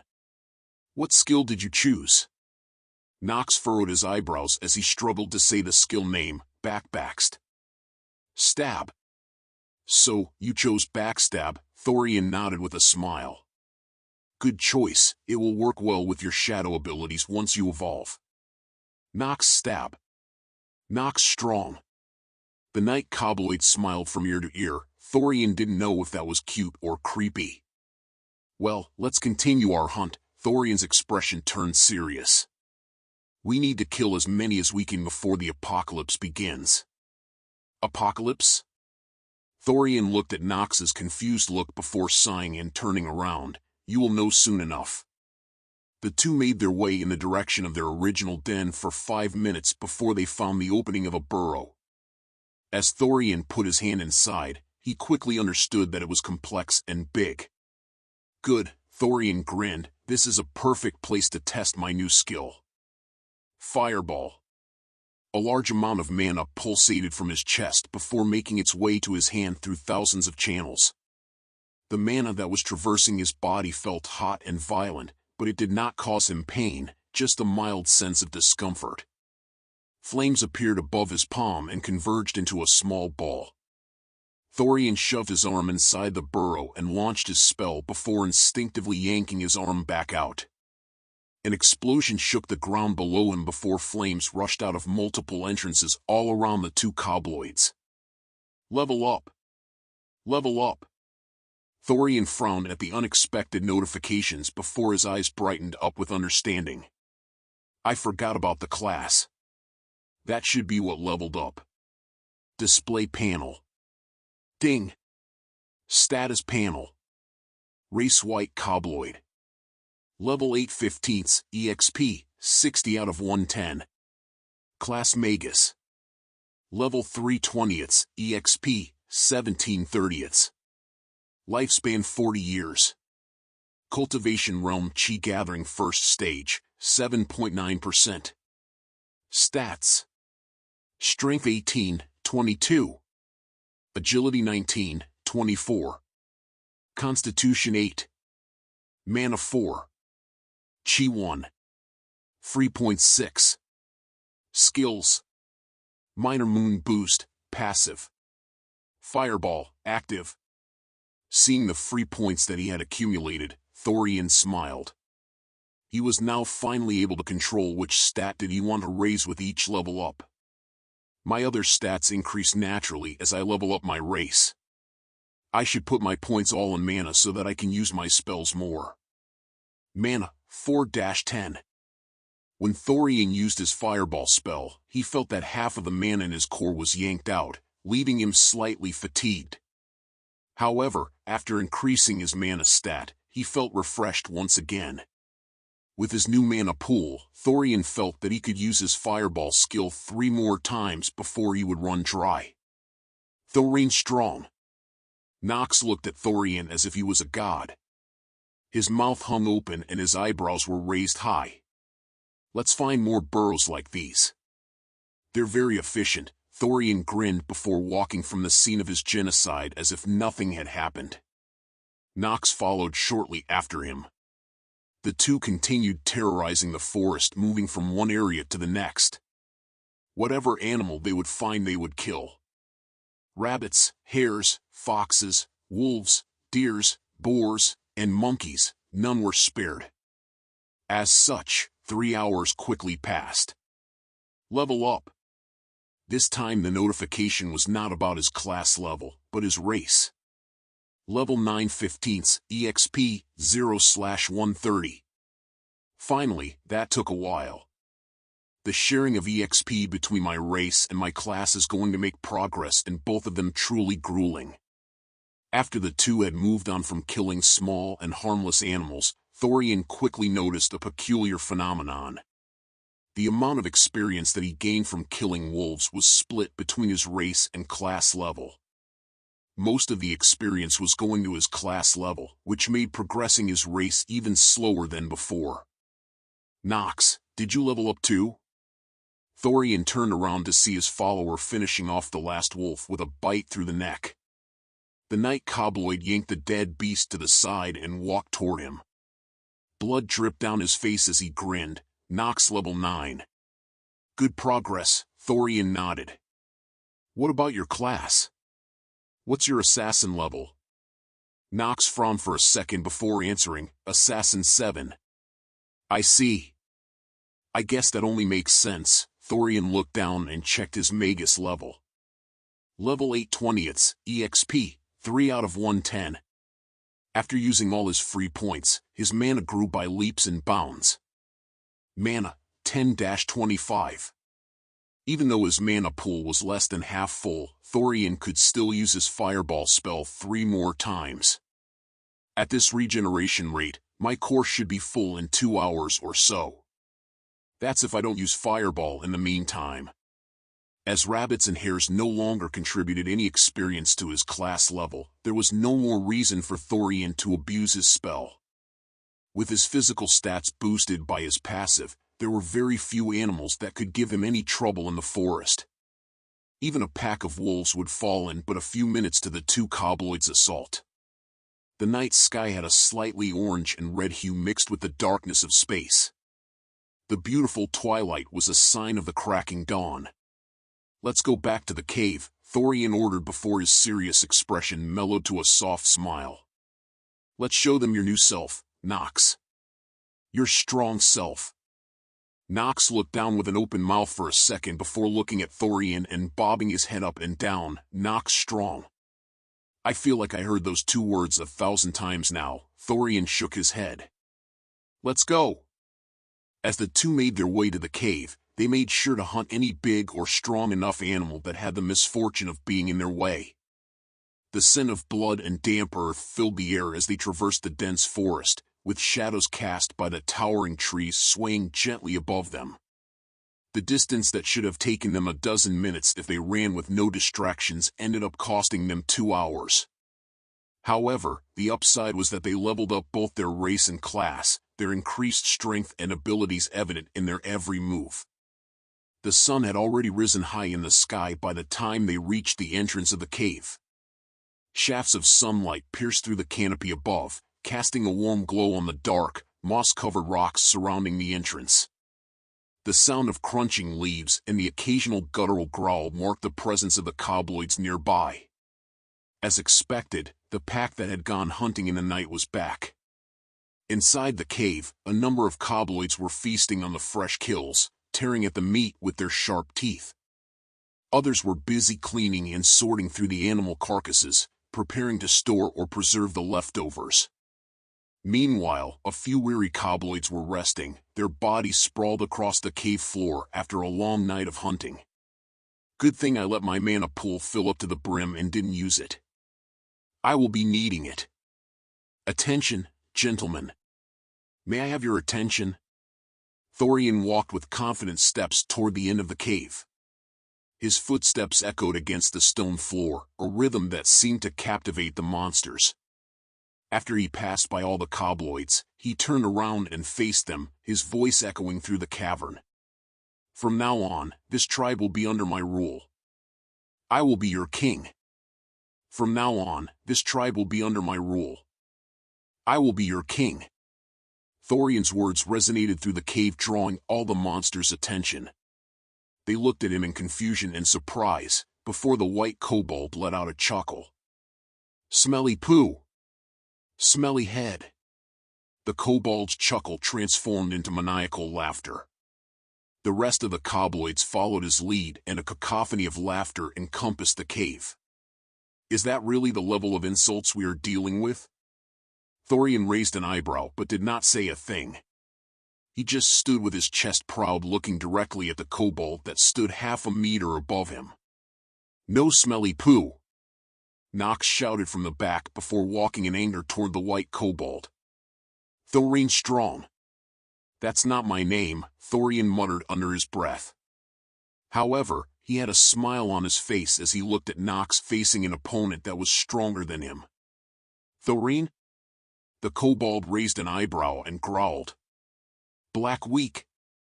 Smelly poo weak. The White Kobold raised his hand and punched at Nox, but the latter quickly stepped back and dodged the attack. Nox took a stance and readied himself for battle. The kobold clicked his tongue but did not say a word. At the same time, some of the other kobolds walked toward Nox and surrounded him. "Stop!" the white kobold growled. "Me fight!" Thorian looked in surprise as the group of kobolds dispersed to give space to Nox and the white kobold. "I have underestimated you, creatures. Your sense of honor is admirable." The two fighters stood at a standstill as they tried to read each other's movements before the kobold burst into action. In less than a second, he dashed toward Nox and swiped at him with his claws. The night kobold sidestepped the attack, but it was only the first of a flurry from the white monster. Bites, swipes, hooks, and jabs formed a speedy combo from the white kobold. However, with his small size and extremely high agility, Nox was able to dodge most of them. Even the attacks that were too fast to sidestep only grazed his fur and flesh. Good thing I told him to put all his free points into agility. His speed should be around the same as that white kobold. Thorian nodded with a proud expression as he saw Nox fight a being that was a full evolution ahead of him. While the white kobold had a much higher strength and constitution, he could not use that advantage when none of his strikes hit their target. On the other hand, Nox slowly chipped at the white kobold with small counterattacks. Whenever the 2-meter-tall monster would miss an attack, the night kobold would sneak in a quick swipe to the stomach or a hook to the liver. Damage slowly accumulated on the kobold's body, and after a few minutes, he was bloody and bruised. "Black rat!" The white monster growled in rage. He opened up his palm and a white light gathered on top of it. Thorian immediately knew what it was and prepared his own spell. Meanwhile, the white light took a proper shape inside of the monster's palm before he launched it like a bolt at Nox. The night kobold could only look in shock and confusion at the spell hurling toward him with unimaginable speed. Boom! White and red light clashed in front of Nox before dissipating into embers and ashes. It took half a second for the night kobold to understand what happened and turn to look at Thorian. "Stop! That is enough," Thorian ordered as he walked between Nox and the white kobold. He looked at the giant monster with calm eyes and a confident demeanor.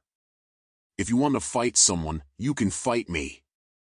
The white kobold's eyes were wide open as he looked at Thorian, his mouth hung slightly ajar and his cheeks were hollow. Noticing his own fear, the monster clenched his teeth and growled at the small white kobold in front of him.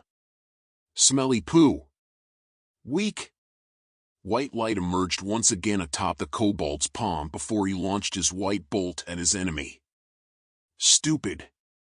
Thorian activated Fireball and launched it to counter the kobold's spell. Before the two skills could clash, he dashed to the side and closed his left eye. In a fraction of a second, the two spells countered each other, letting out a burst of white and red light. While Thorian's vision was slightly hindered, it was nothing compared to the kobold who had to close his eyes not to be blinded. With a calm and confident attitude, Thorian rushed toward his impaired enemy and punched him right in the stomach with all his power. The wind got knocked out of the white kobold and he took a few steps back, giving enough time for Thorian to unleash another spell. Flames grew atop the white kobold's palm as he looked at his opponent with indifferent eyes. The moment the kobold regained his bearing, Thorian's spell was fully cast and he launched at the monster's chest. A small explosion threw the white monster to the ground with flames burning his fur. He screamed and shrieked as he rolled on the ground to put out the fire. However, he was already too late. The flames burned his fur and melted some of his skin, leaving the white kobold in excruciating pain. Fireball. Flames gathered atop Thorian's palm as he slowly walked toward the white kobold. The poor pain monster shrieked at the sight and crawled away in fear. "Do you admit defeat?" Thorian said in a low voice. "Do you accept me as your king?" The white kobold opened his mouth and eyes in a mix of fear and rage. However, it didn't take long for fear to overwhelm any other emotion. "Yes, Smelly Poo strong." The kobold nodded. "Smelly Poo king." The scared White Kobold's words were like a declaration as the other small cobloids followed after him.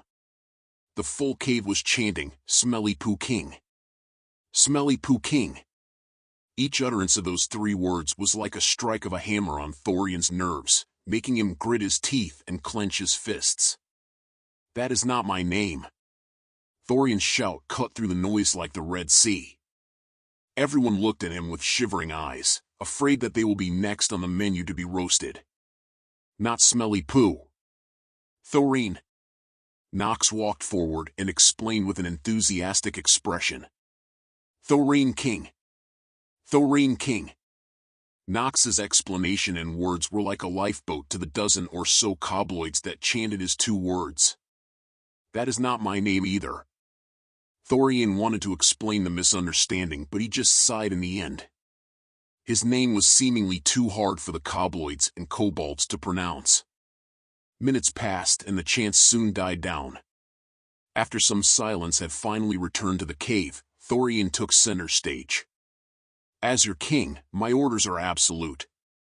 If I say to do something, you will do it without any questions or complaints. You will also lie your lives for me if need be. Is that understood?" Thorian scanned the cave with his eyes as the cobloids were nodding and responding with understood, or yes. Their facial expressions were undisturbed without any hint of unease. Interesting. Either they are master-grade actors or they're truly simple-minded. "In exchange, I will make you strong." Thorian took a deep breath and spoke with power and certainty. "I will give you power that your brains could not even dream of." Thorian glanced over at Nox as he said those last words. The Night Cobloid's expression was full of reverence and awe. "Thorian King." Silence. Thorian's voice cut through the shouts and howls. "Today, there will be no sleep while the sun is out. We will hunt." It took a few seconds for the cobloids to understand Thorian's words, and they were not happy about them.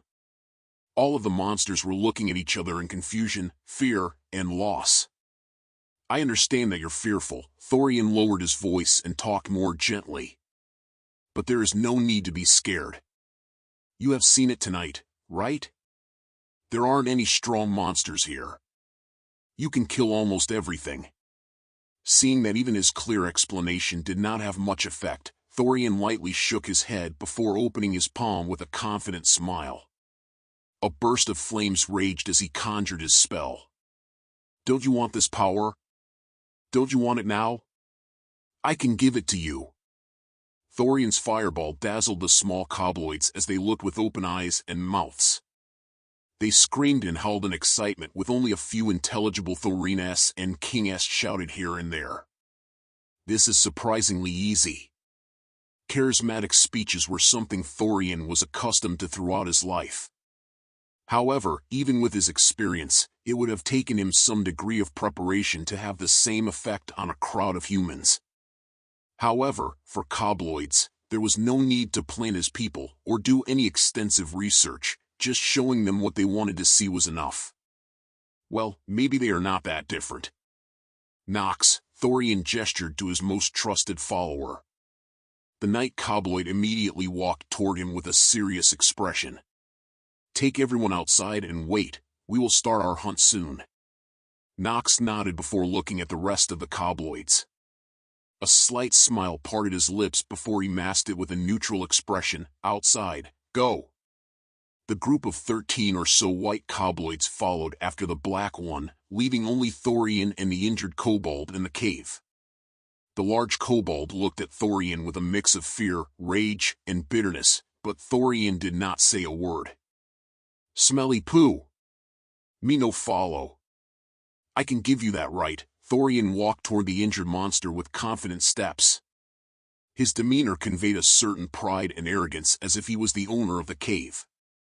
"I can give you the right to leave." Thorian reached close and his words grew heavy. "You can leave the tribe, unharmed, and live the rest of your days in the wilderness. And when the true monsters come, you can live like a rat, hiding in every cave or corner you can find, afraid that the truly strong ones would come one day and destroy you with a flick of their thumb." Thorian stared deep into the injured kobold's eyes. He could see his uncertainty and fear as he slowly spoke every word, making sure that the monster thoroughly understood him. "Or you can follow me." Thorian's tone shifted to a gentle one as he smiled at the fearful creature. "Follow me and you'll grow stronger than any kobold ever had. You will command thousands, armies will listen to your every word, and countries will fear you." The kobold looked in shock at Thorian with his mouth agape. After a few seconds, Thorian turned around and made his way to the entrance of the cave without looking back. He knew that his work was done. "Now, it's your choice and your choice alone." Thorian walked out of the cave to see the pack of kobloids filling the small clearing. The rabbits, squirrels, and small animals that stayed in the tall grass all ran away in fear into the dense forest. "Nox, we are going to split the pack in two," Thorian grinned before continuing. "I will lead one group, and you will lead the other. You think you can handle it?" Nox raised his eyebrows in surprise before lightly bowing. "Me handle group." "Me leader." "Yes, you will now be a leader." Thorian lightly chuckled and looked up to the sky. The sun was already clearly visible, standing at 40 degrees or so from the horizon. "We will be hunting until midday and then we will come back here. Do you understand what midday is?" "Yes," Nox nodded. "Sun up." "Good, it's when the sun is up in the middle of the sky." Thorian nodded in approval. "And remember, hunt deep in the forest, and do not make a big fuss. Whatever you do, don't let humans see you." Nox hesitated for a second before nodding. "Humans no see." Seeing the slight hesitation, Thorian took a deep breath and looked at Nox with cold eyes. "If they find you, kill them immediately. We cannot let them go back and tell the others about us, not this soon." After giving his directives, Thorian focused on the group of kobloids behind Nox. He pointed at 7 of them at random. "You all are now part of Nox's group, the Night Kobloid." His words have the same weight as my words. Thorian's tone shifted to a low and aggressive one. "If I hear that you did not listen to his orders or disrespected him, I will personally take the head of the culprit. Understood?" Several gulps followed Thorian's statement before they responded with, "Understood." "Good, the rest of you will follow me." Thorian grinned. "Let's turn forest red." Thorian was walking toward his group when he heard some shuffling behind him. The injured kobold was walking out of the cave with a burned upper body and a conflicted expression on his face. "Have you made your choice?" Thorian gestured at him with a frown. The kobold let out a labored breath before nodding. "Me follow, me see." "Oh, you will see," he chuckled. "You are going to see everything." Thorian bid farewell to Nox's group before leading his own to the left. His group was composed of 7 kobloid including himself, and a large if injured kobold. Even though the difference between his group and Nox's was striking, Thorian didn't think that his follower would have much trouble. Unless they somehow met up with a bear or another monster species, few creatures could pose a threat to them in the whole forest. As they walked through the dense trees, Thorian sat on all fours with a click of his tongue. Even though he didn't like hunting in such an animalistic position, he couldn't deny its advantages. Thorian galloped through the bushes and around the trees while the rest of the group followed after him. However, due to the massive differences in speed, Thorian was forced to slow down to the pace of their slowest member. A few minutes passed before his ears suddenly perked up. With a hand signal, the whole group came to a stop. Without making a sound, Thorian peeked from the bushes to see a sounder of wild boars drinking from a stream. He couldn't help but grin at the unexpected prize. He looked back at the rest of his group and signaled them to walk around the area.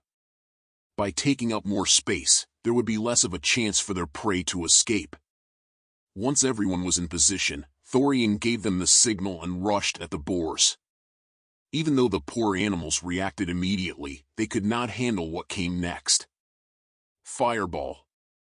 Thorian conjured up his spell and launched it at the boar that was furthest from him, making the others squeal in panic.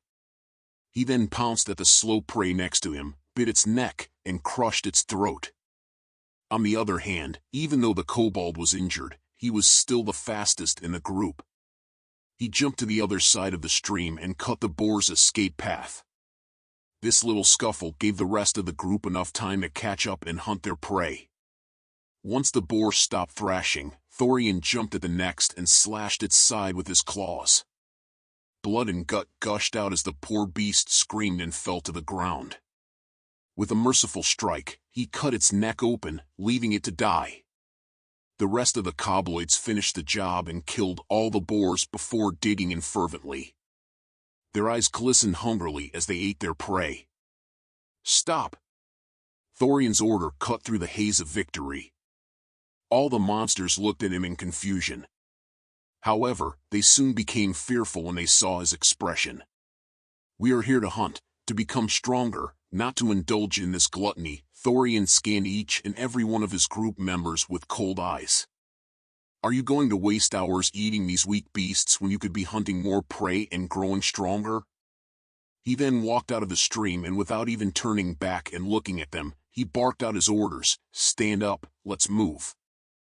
As the group of kobloids begrudgingly followed Thorian's orders, the latter did not leave them any time to wallow in their frustration. "All of you, tell me your levels."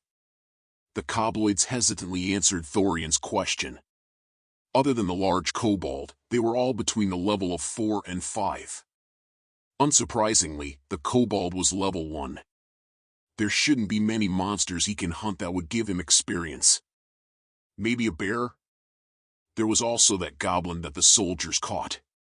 Those can increase his level a little bit. "Good, your level is still low enough." Thorian cleared his throat. "Hunt anything that moves. If you can catch, kill it. Do you understand me?" "Understood," the kobloids nodded. As such, the hunt truly began. Wherever the small pack moved, a trail of blood followed them. Squirrels, rabbits, raccoons, deers, boars, and foxes all perished to their fangs and claws. This level of mechanical and cold-blooded destruction was unnatural. It wasn't out of a need for survival or to eat, but simply an indiscriminate annihilation. After an hour had passed, all of the kobloids were at level 6 where the small animals no longer gave any experience. As such, they swiftly changed their targets to bigger and stronger ones. Another 2 hours quickly went by and the time to go back to the cave was drawing near. Thorian looked up at the sun's position in the sky. They still had another hour or 2 left before their scheduled meeting. "Level up." The poor wolf next to Thorian finally drew its last breath, pushing his class to level 10. Looking at his species' experience progression, he was close to leveling it up too. Monster Green, one of the kobloids that was given the task to scout the area, came running from the bushes with a panicked face. "Close! Green monsters?" Thorian frowned. "Are they goblins?" Without wasting a breath, Thorian and the rest of the group followed the kobloid scout. After half a minute of walking through bushes and shrubbery, they could see a clearing from atop a small cliff. Thorian peeked from behind a tree only to see a pack of 7 small green monsters led by a hobgoblin. They were finishing off a pair of wild hogs. Thorian looked at the kobold next to him and grinned. "That's your prey." The kobold also had a grin plastered over his face as he stared at the hobgoblin. Even though he was still injured from his fight with Thorian, his blood was boiling for a fight. Thorian conjured a fireball and gestured to his group. "Once I throw it, go in. 3, 2, 1. Just as the hobgoblin was about to finish off the pig with a thrust to the neck, a small fireball exploded in his face. The impact pushed him back, knocked his primitive spear off his hands, and left him burning in flames. However, before he could recover, another spell followed right after. This time it was a burst of pure white light that exploded with a massive shockwave, sending the poor creature flying in the air. "Oh, whoa!" The bestial instincts of the kobloids took over as they charged at the confused and squealing goblins. Even though the green creatures were armed with stone knives and daggers, they were no match for claws and fangs. The kobold rushed through the small scuffle between the weaker monsters and pounced at the disoriented and wounded hobgoblin. Before the green monster could grasp his surrounding, the kobold shoved his claws through its neck. Level up. The notification told Thorian everything he needed to know when he switched his focus to the rest of the battlefield. While the kobloids had the upper hand, the goblins were still putting up a good fight. Their stone weapons might be primitive, but they were still sharp and effective. Let's see if they can still give me experience. Display panel. Level, 10/20, EXP, 47/150. Seeing the massive experience increase in his class level, Thorian let out a chuckle. Maybe I should be focusing more on these hobgoblins, they are truly generous. Thorian conjured his fireball spell once again and waited for an opening. Just as he saw a goblin and a kobloid back away from each other after a clash, he launched it. Boom! In less than a second, the poor little goblin was engulfed in an explosion before his flaming body was pushed out of the cloud of smoke and ash. A glance at his panel told Thorian everything he needed to know: the monster was dead. Level, 10/20, EXP, 53/150. So they give 5 EXP? 10 since the other half goes to my species. Thorian made a quick comparison in his head to the other animals he had hunted. Even the small goblins gave ample experience, similar to that of wolves. While the rest of the kobloids were finishing up the hunt, Thorian was lost in his thoughts. Goblins usually lived in packs of 50 to 100 according to his past knowledge. The bigger packs reached the thousands and claimed whole forests as their land. Seeing such a small group of goblins only meant one thing: a bigger pack was close by. A sudden shuffling in a bush to his right snapped Thorian out of his thought. He turned around only to see an old man covering a small child's mouth as he looked at the clearing in fear. For a second, Thorian's world froze in time. He knew what needed to be done, but it was as if his body was trying to shut itself down. As a myriad of emotions mixed within his heart, he closed his eyes and took a deep breath. Almost in a flash, Thorian rushed toward the sitting pair of humans and towered over them. He looked at them with cold, resolute eyes. "Close your eyes," Thorian's voice was deep and low. Even though he understood that it was useless, he still wanted to give the pair a certain level of dignity and mercy. The old man looked at Thorian with an open mouth, guttural sounds emitted from his throat as the words struggled to come out. "Please, God, have mercy." The old man tightened his hug over the little sobbing child and pushed him to the ground, as a last desperate way to protect him with his body. Thorian was about to execute the two when pieces of wood fell out of the old man's backpack.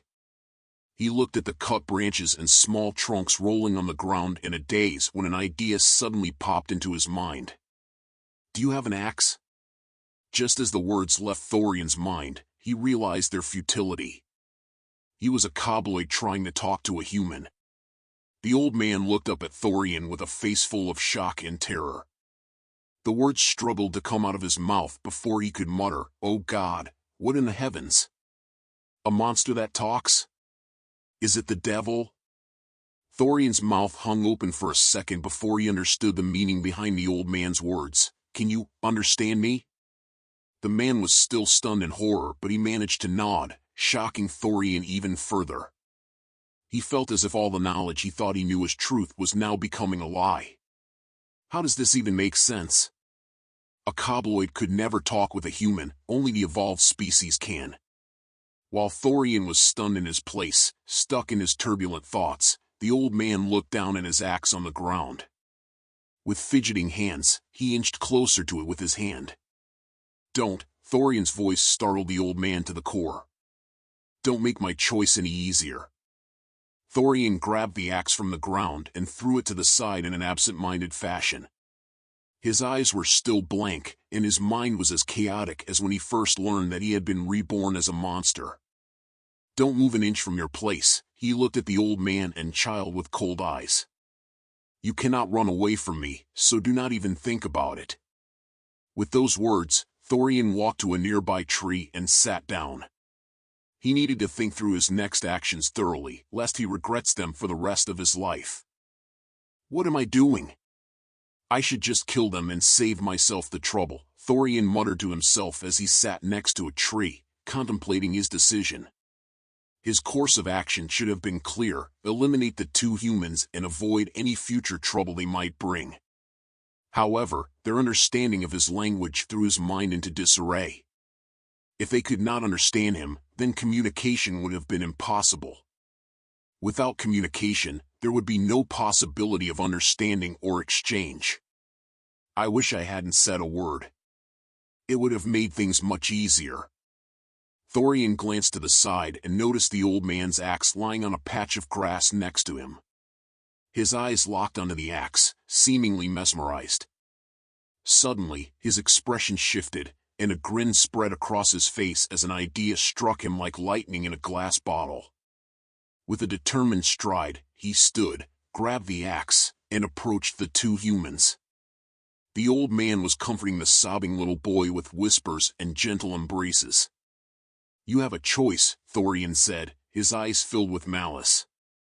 "One of you will die, the other will live. You choose." He tossed the axe to the old man, who caught it clumsily. The man's terror-filled eyes mirrored the young boy's as his arm shook, clutching the axe.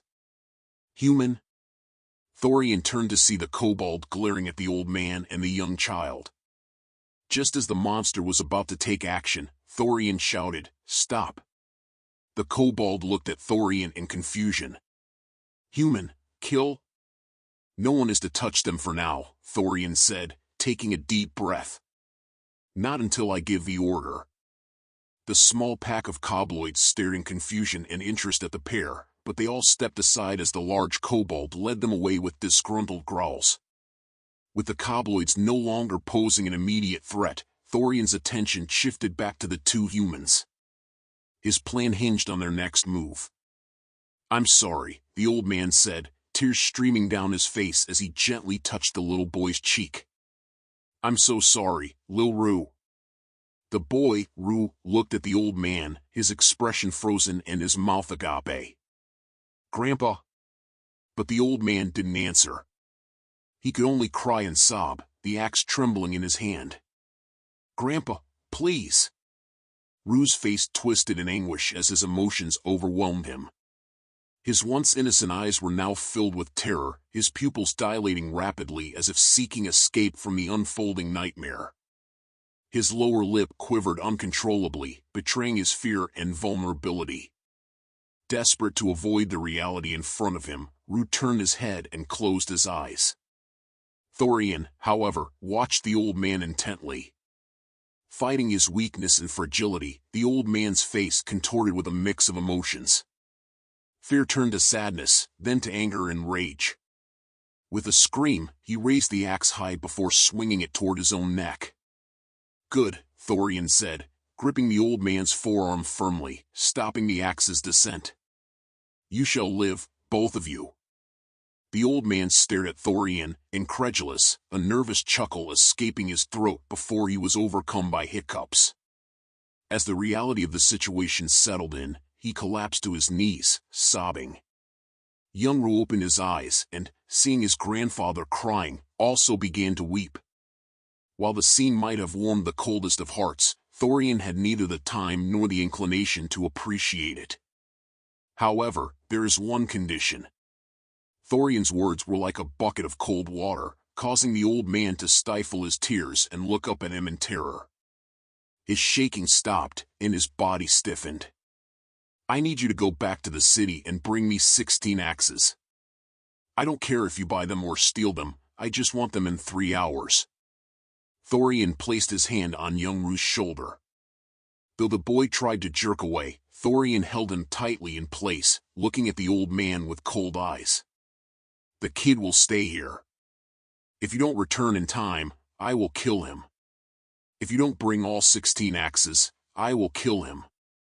He then smirked at the old man's terror-stricken face before conjuring a fireball in his free hand. "If you bring soldiers with you, I will kill him, kill you, and annihilate all the soldiers. Do not dare test my patience." The old man stared at Thorian in shock before rapidly nodding his head. Yes, I will bring them to you. Please don't hurt little Rue. You have my word, Thorian said, his expression neutral. As long as you keep your own. Thorian deactivated his spell, and the old man hurried away from the group of monsters. He stole a few glances back at his grandson before running with all his might. After the man disappeared among the trees, Thorian looked down at the sobbing child. Rue had brown hair and brown eyes, an unremarkable appearance for this country. Tears streamed down his face, but Thorian couldn't blame him. No child in the world would have reacted differently. Rue, Thorian said, startling the tears from the boy's face. He immediately looked up, trying to control his shaking hands, though his lips still quivered. Let me show you the kind of world you will grow up in, the kind of world you will need to face. Thorian turned and walked toward his group of cobloids, chuckling as he gestured at the lead kobold. How does it feel? Getting some experience after so long? Though the monster initially wore a sour expression, it quickly turned into a grin. Good. I'm glad to hear that, Thorian nodded, surveying the rest of the cobloids. Their excitement was palpable, and they seemed confident in their growth. Everyone, what do you say we find more of those goblins? Thorian exclaimed. Fight them, kill them, and grow strong. Grow strong. The cobloids laughed and cheered, chanting, Fight! Fight! Fight! Good, you're truly worthy to be my men, Thorian said, smiling and nodding in acknowledgement before issuing his next command. I want you all to search this whole area. Find those green monsters and come back. Do not fight them, just observe their location and report back. Understood? The cobloids' excitement tempered slightly at Thorian's change in tone, but they replied, Understood. As his group dispersed in all directions, Thorian was left alone with the young boy. Rue sat on the grass, his head buried deep within his arms as he rocked back and forth. Seeing this reaction, Thorian shrugged. There was no need for further conversation, and it was better this way. Both of them would be left to their own thoughts. As Thorian studied the child, he couldn't help but recall the families of foxes he had slaughtered or the pack of wolves he had killed. There had been young pups among them too. This is just an exchange, their survival or death is meaningless in the grand scheme. They're just more useful right now. Minutes passed quickly as Thorian questioned his own decisions again and again before a rustling grabbed his attention. One of the cobloids came back with a happy expression on his face. Monster green. Many. Those words, primitive as they were, sounded like a magical spell for Thorian as his lips parted in a grin. After the small pack of cobloids regrouped, Thorian looked at the young child sobbing next to a tree. Rue, Thorian's voice made the little kid shiver as he looked up at him in terror. Follow me. The young boy immediately stood up without making a fuss. His knees and legs were shaking, and his face was streaked with dried tears and snot. However, Thorian spared him no pity. He turned around and followed the scout along with the rest of his group. As they made their way through the bushes and around the trees, the sounds of crunching and shuffling told Thorian all he needed to know. After a few minutes of walking at a leisurely pace, they spotted a large horde of green monsters coming in and out of a dark cave.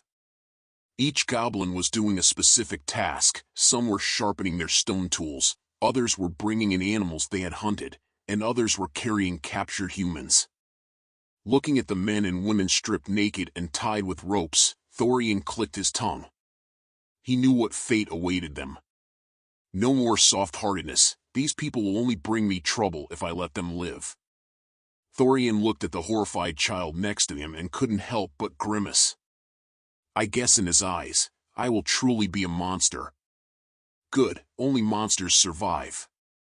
Thorian shifted his attention to the rest of his group. This time, they couldn't just go in without a plan. We will bait them here, Thorian explained. 2 of the Kobloids will go and get their attention, and then run away toward the rest of us. We can then ambush the goblins that follow. If too many of them come, we just run away. Do you understand? The group of Kobloids looked in confusion before nodding. Go, run, fight. Thorian chuckled at the executive summary of his plan. Yeah, that's right. He then chose 2 of the Kobloids and ordered, you 2 will go in. Don't let the goblins get too close to you, just run toward us when you get their attention. The pair of Kobloids acknowledged Thorian's command and proceeded to circle the rocky formation before sprinting toward the large assembly of goblins. There were already about 30 goblins visible outside the cave, and the number of those lurking within remained a mystery. Be prepared, Thorian looked at the kid with a serious expression. We might have to run at any time. The kobold grunted at the special attention Thorian was giving the human child before focusing on the 2 Kobloids in charge of baiting. They screamed and howled at the goblins to get their attention, and they succeeded. The green monsters that were sharpening their weapons and those that were bringing in the dead animals stopped what they were doing and focused on the 2 white-furred Kobloids. Dozens of goblins and 3 hobgoblins charged with mad zeal at the 2, laughing and squealing at the gift from heaven. Both Thorian and the kobold prepared their spells as their 2 comrades and the dozens of enemies ran toward them. The 3 hobgoblins sped past their green kin and rushed toward the 2 Kobloids. All 3 had short spears in their hands, ready to thrust through the poor monster's white fur. Just as they almost reached their target, a fireball burst the first hobgoblin into flames while a moon bolt launched the second one backward with a blinding white light. Now, fight! With Thorian's war cry, the group of Kobloids charged into the melee. The large kobold rushed toward the burned hobgoblin while Thorian focused on the unharmed one. While the hobgoblin's spear had good range, a fireball had even more. Thorian launched his spell at the monster's face, covering it in flames. The hobgoblin shrieked in pain and dropped his spear, only for the screams to get stuck in his throat after Thorian followed with a punch to the liver. The green beast's body collapsed to the ground, its muscles convulsing from the combined force of the searing magical flames and the devastating physical blow. Thorian shoved his claws through its throat, crushing its windpipe and severing its arteries. Just as he finished off his enemy, 2 more goblins rushed toward him in the chaos of the battlefield. Thorian jumped back to get some distance before the white kobold pounced at one of the goblins from the side. One bite was all he needed to sever its head from the rest of its body. While the kobold was handling the 2 goblins, Thorian took a glance around the battlefield. The first hobgoblin he had set ablaze was killed by the kobold, leaving only 1 more evolved threat. As for the small goblins, even though they outnumbered the Kobloids, the latter were still handling them well enough. Each Kobloid was able to fight off 2 goblins. Seeing the last hobgoblin standing up in a daze, Thorian used his last bit of mana to conjure a final fireball. Before the disoriented monster could regain its bearings, an explosion engulfed it in flames and burned off its skin. The kobold, having already dispatched the second goblin, seized the chance to strike. As the flames continued to flicker, he tore into the hobgoblin's abdomen with his sharp claws, causing guts and blood to spill from the gash. Level up! Level up! Seeing the 2 notifications brought a smile to Thorian's face. A refreshing feeling washed the fatigue off his body, and he felt even more energized. With all of the hobgoblins dead, there was no more imminent threat. Thorian and the white kobold pounced from one goblin to the next with incredible speed. Without any more hobgoblins, the tide of the battle shifted in the Kobloid's favor. Even without using his fireball, Thorian was much stronger than the low-leveled goblins, and he had much more combat experience too. In just a few minutes, the green grass turned red with the goblins' blood. Bodies littered the battlefield and heads rolled on the ground. With all the goblins dead, Thorian took a moment to look at the little kid. He was retching with hollow eyes and shaking hands. He looked like he would go unconscious at any moment. Ski! Shri! The squealing and shrieking coming from the cave shifted Thorian's attention immediately. As he looked at the entrance, his expression froze. Run! Now! An army of uncountable goblins was rushing out of the cave, led by more than half a dozen hobgoblins. Even if Thorian had 90 lives, he wouldn't survive a fight against them in his current state. Thorian rushed at the vomiting little kid and grabbed him by the waist, while the rest of the cobloids followed suit. As they exited the clearing and entered a dense patch of the forest, Thorian immediately laid out his order. Split up right now. We shall meet at the cave. The cobloids split up in 3 directions at Thorian's order, leaving him running straight ahead with the now unconscious kid in his left arm. After a few seconds, he looked back to see 3 of the hobgoblins running after him. Their speed was marginally faster than his own, allowing them to slowly but surely catch up to him.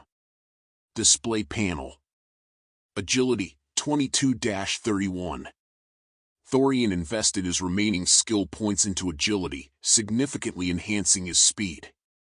His muscles transformed and expanded, while a sensation of weightlessness permeated his entire body. It felt as though he had been carrying a heavy burden all his life, and had finally been able to release it.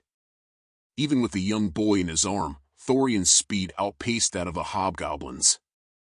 With his improved agility, he was able to jump on top of broken tree trunks and climb up cliffs without losing much speed. After a few such maneuvers, Thorian could no longer see the hobgoblins behind him. However, he did not slow down or stop. He continued running at top speed, taking a long detour toward the cave. Minutes quickly passed, and the sun reached its apex, signaling their scheduled time for the meetup. As Thorian neared their so-called home, he couldn't help but think of the rest of his group. Most of the hobgoblins followed me. The others shouldn't have too much trouble. As Thorian crossed the dense forest and reached the clearing where their cave was, he was greeted by Nox's group, along with 3 of his own cobloids. They were waiting in front of the cave.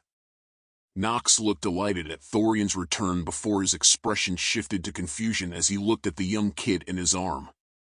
Human, kid? Nox's reaction was something Thorian had already predicted, but he had acted with a purpose in mind. I have made a deal with this child's protector. No one is to touch him, understood? Nox and the rest of the cobloids nodded, but they couldn't shake off the strangeness of the situation. They looked at Thorian with furrowed brows and raised eyebrows. The deal I have made is very beneficial for us.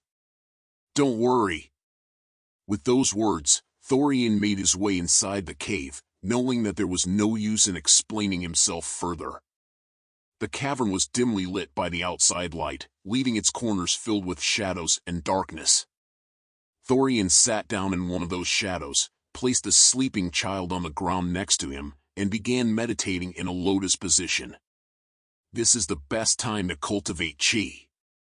I will need to wait for my mana to fill up either way. Thorian practiced his breathing technique, and for the first 10 minutes, the ether in the air had difficulty entering through his chi paths. Despite having undergone a cleansing the previous day, his channels were still more clogged and filthy than those of a typical human practitioner. Minutes slowly passed, and Thorian was able to use the surrounding ether to clear his channels. It was only after an hour had passed that a small droplet of chi reached his dantian. With the chi having reached its destination, Thorian could do what he hadn't been able to do the day before, circulate it through his meridians. I should start with the vermilion bird. My fire powers will be unmatched if I can strengthen that meridian path.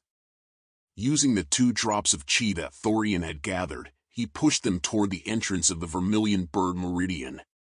However, no matter how much he tried to force them to enter, the path was clogged beyond repair. This is frustrating. I can't dig through this filth even with 2 drops of chi. Thorian cleared his mind and continued his breathing pattern to calm his emotions. Since circulating the chi internally was out of the question, he could just focus on gathering more of it. Once again, Thorian pushed the surrounding ether through his external paths. With them already slightly cleared, the process became much smoother and faster. In the hour he had left to cultivate, he was able to gather another 2 droplets of chi. As Thorian opened his eyes, the first thing he checked was the child beside him. The boy was still sleeping soundly. Display panel. Ding. Status panel. Race White Kobold. Level 11/15, EXP, 27/180. Class Magus. Level 11/20, EXP, 13/180. Lifespan 40 years. Cultivation Realm Chi Gathering First Stage, 31.6%. Stats. Strength 21. Agility 31. Constitution 10. Mana 25. Chi 4. 3.0. Skills. Minor Moon Boost, passive. Fireball, active. That's not too bad of a growth. Hopefully, I can start with chi circulation tomorrow. After 2 hours of meditation, Thorian felt refreshed. His mana was replenished, and he no longer felt fatigued. He stood and turned around, only to see Nox and the Kobold looking at him with scrunched noses and furrowed eyebrows. Wait. Oh no, not again. A couple of sniffs under his armpits were all he needed to understand the severity of the situation. His body and the ground below him were covered with the same black goo that had stuck to him the day before. I will be going to the lake, Thorian announced to the 2, pointing at the child on the ground. You 2 keep an eye on him. Don't let anyone hurt him, he is still needed for my exchange later. With that order from Thorian, he made his way out of the cave while the kobolds looked at him with furrowed brows. The reason for their wrinkled noses and narrowed eyes was quite clear. Thorian rushed through the forest with ghostly steps, his speed comparable to that of the kobold. In less than 15 minutes, he reached the lake where he had baptized Nox. Thorian couldn't enjoy his bathing session for long, as the meeting time with the old man was drawing near. After a few minutes of scrubbing the goo out of his fur, he walked out of the lake and hurried back to the cave. Thankfully, the child was still soundly asleep, with no one disturbing him. Good. If they couldn't even handle such a simple task, they would truly be undeserving of my protection. Thorian carefully picked up the child and looked at Nox and the kobold, who were resting along with the other kobolds. Their eyes were threatening to close as they dozed off. Nox, kobold, wake up, Thorian's voice sent shivers through their bodies before they automatically stood up and shook their heads. I need you 2 to help me bring those 16 axes. I can't handle them all by myself. Axes? Nox asked in half-awake confusion. Yeah, we need them to build the village, Thorian replied but did not explain further. The 2 didn't inquire either and just followed him out of the cave. The path to the meeting point was clear in Thorian's mind, and he had no trouble guiding the 2. After 12 minutes of walking, Nox and the kobold were wide awake, and they reached their destination. As they crossed the bushes, they saw a figure at the edge of a small cliff. The old man frantically stood up and looked at them in fear before his expression shifted into hope when he saw the child in Thorian's arms.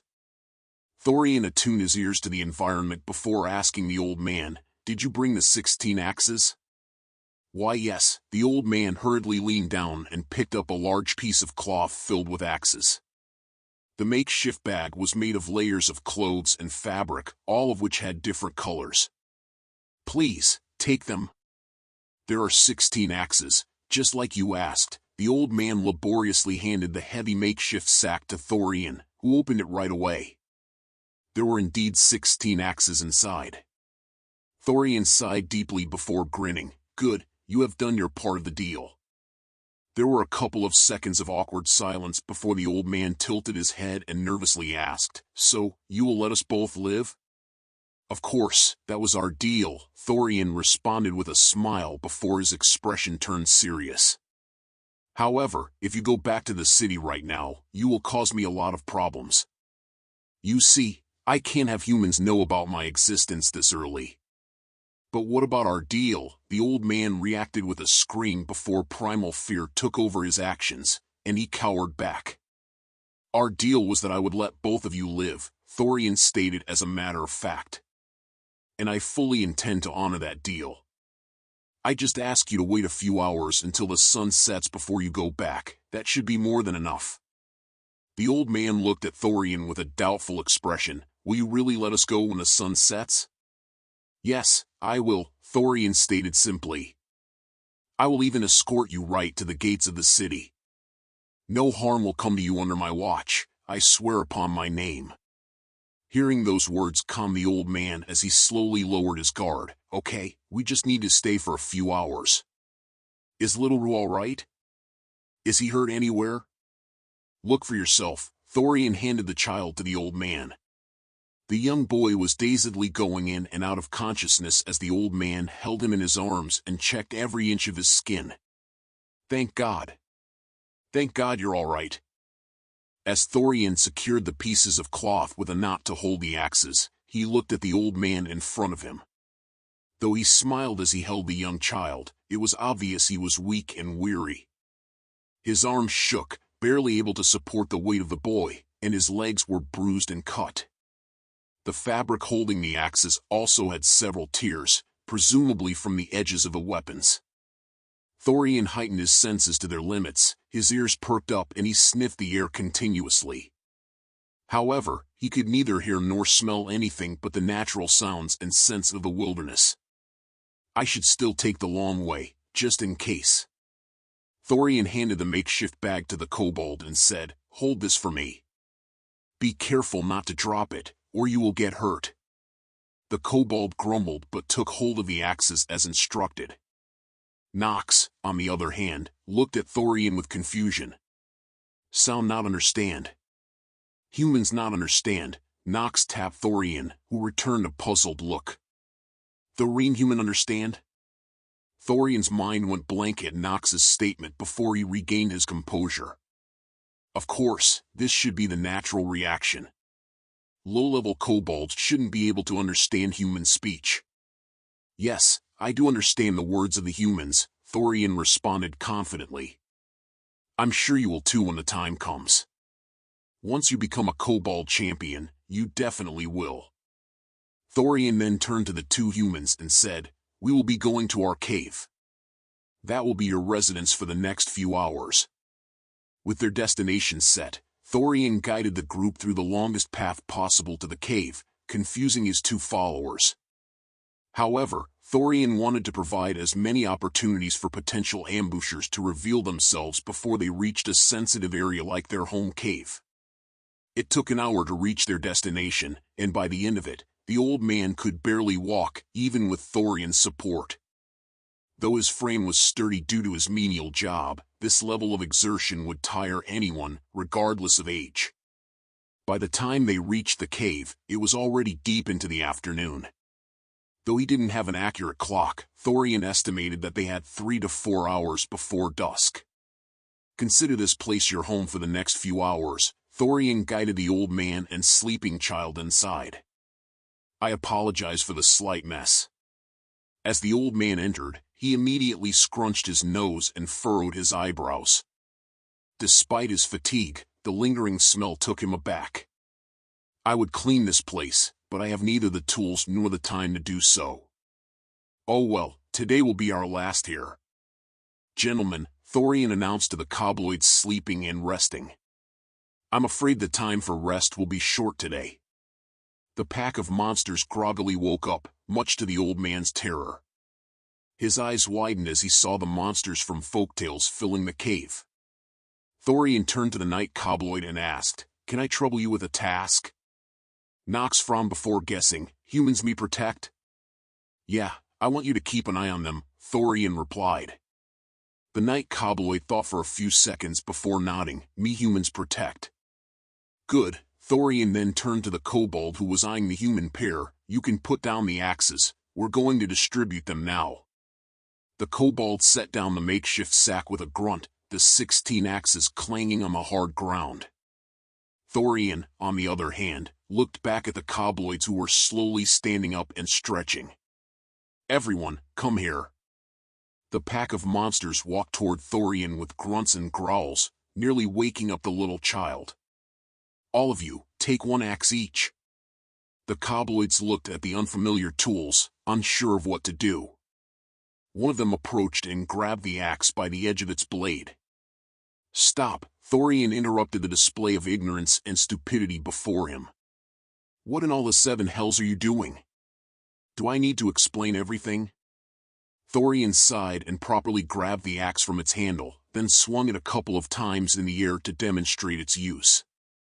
This is how you grab it. This is how you handle it. With Thorian's demonstration, the Kobloids were at least able to hold the axes properly by their handles. However, using them was another matter entirely. One of the Kobloids grasped the axe handle with a smile, attempting to swing it as Thorian had demonstrated. However, after just one swing, the axe flew from his hand and hurtled toward Thorian's face. For a second, Thorian saw his short life flash before his eyes as he ducked, narrowly dodging the projectile. Thorian's mind went blank at the incredible turn of events. Is this a rebellion? Thorian glared coldly at the perpetrator before noticing the Kobloid's frozen expression. No, he's just stupid. Okay, some training is in order here, Thorian concluded. None of you swing the axes, just hold on to them. Is that understood? Thorian made sure to say the last three words as clearly and slowly as possible. Only when all the Kobloids nodded did he breathe a sigh of relief. After all the Kobloids took one axe each, there were 3 axes left. They were for Thorian, Nox, and the large kobold. However, since Nox was staying in the cave for the time being, Thorian handed an axe to the large kobold and kept the last 2 for himself. No need to keep a weapon here. It will just bring trouble. With the preparations in place, Thorian led the small army of Kobloids toward the territory altar. On their way, he noticed the large kobold looking at his axe and grumbling to himself. I should clear the air now before whatever is in his mind bruised any longer. What's on your mind? Thorian gestured at the kobold with his head. Is something troubling you? The kobold looked at Thorian before growling, axe useless. Claw strong. Oh, so that's what it was, Thorian chuckled at the simplicity of the comment.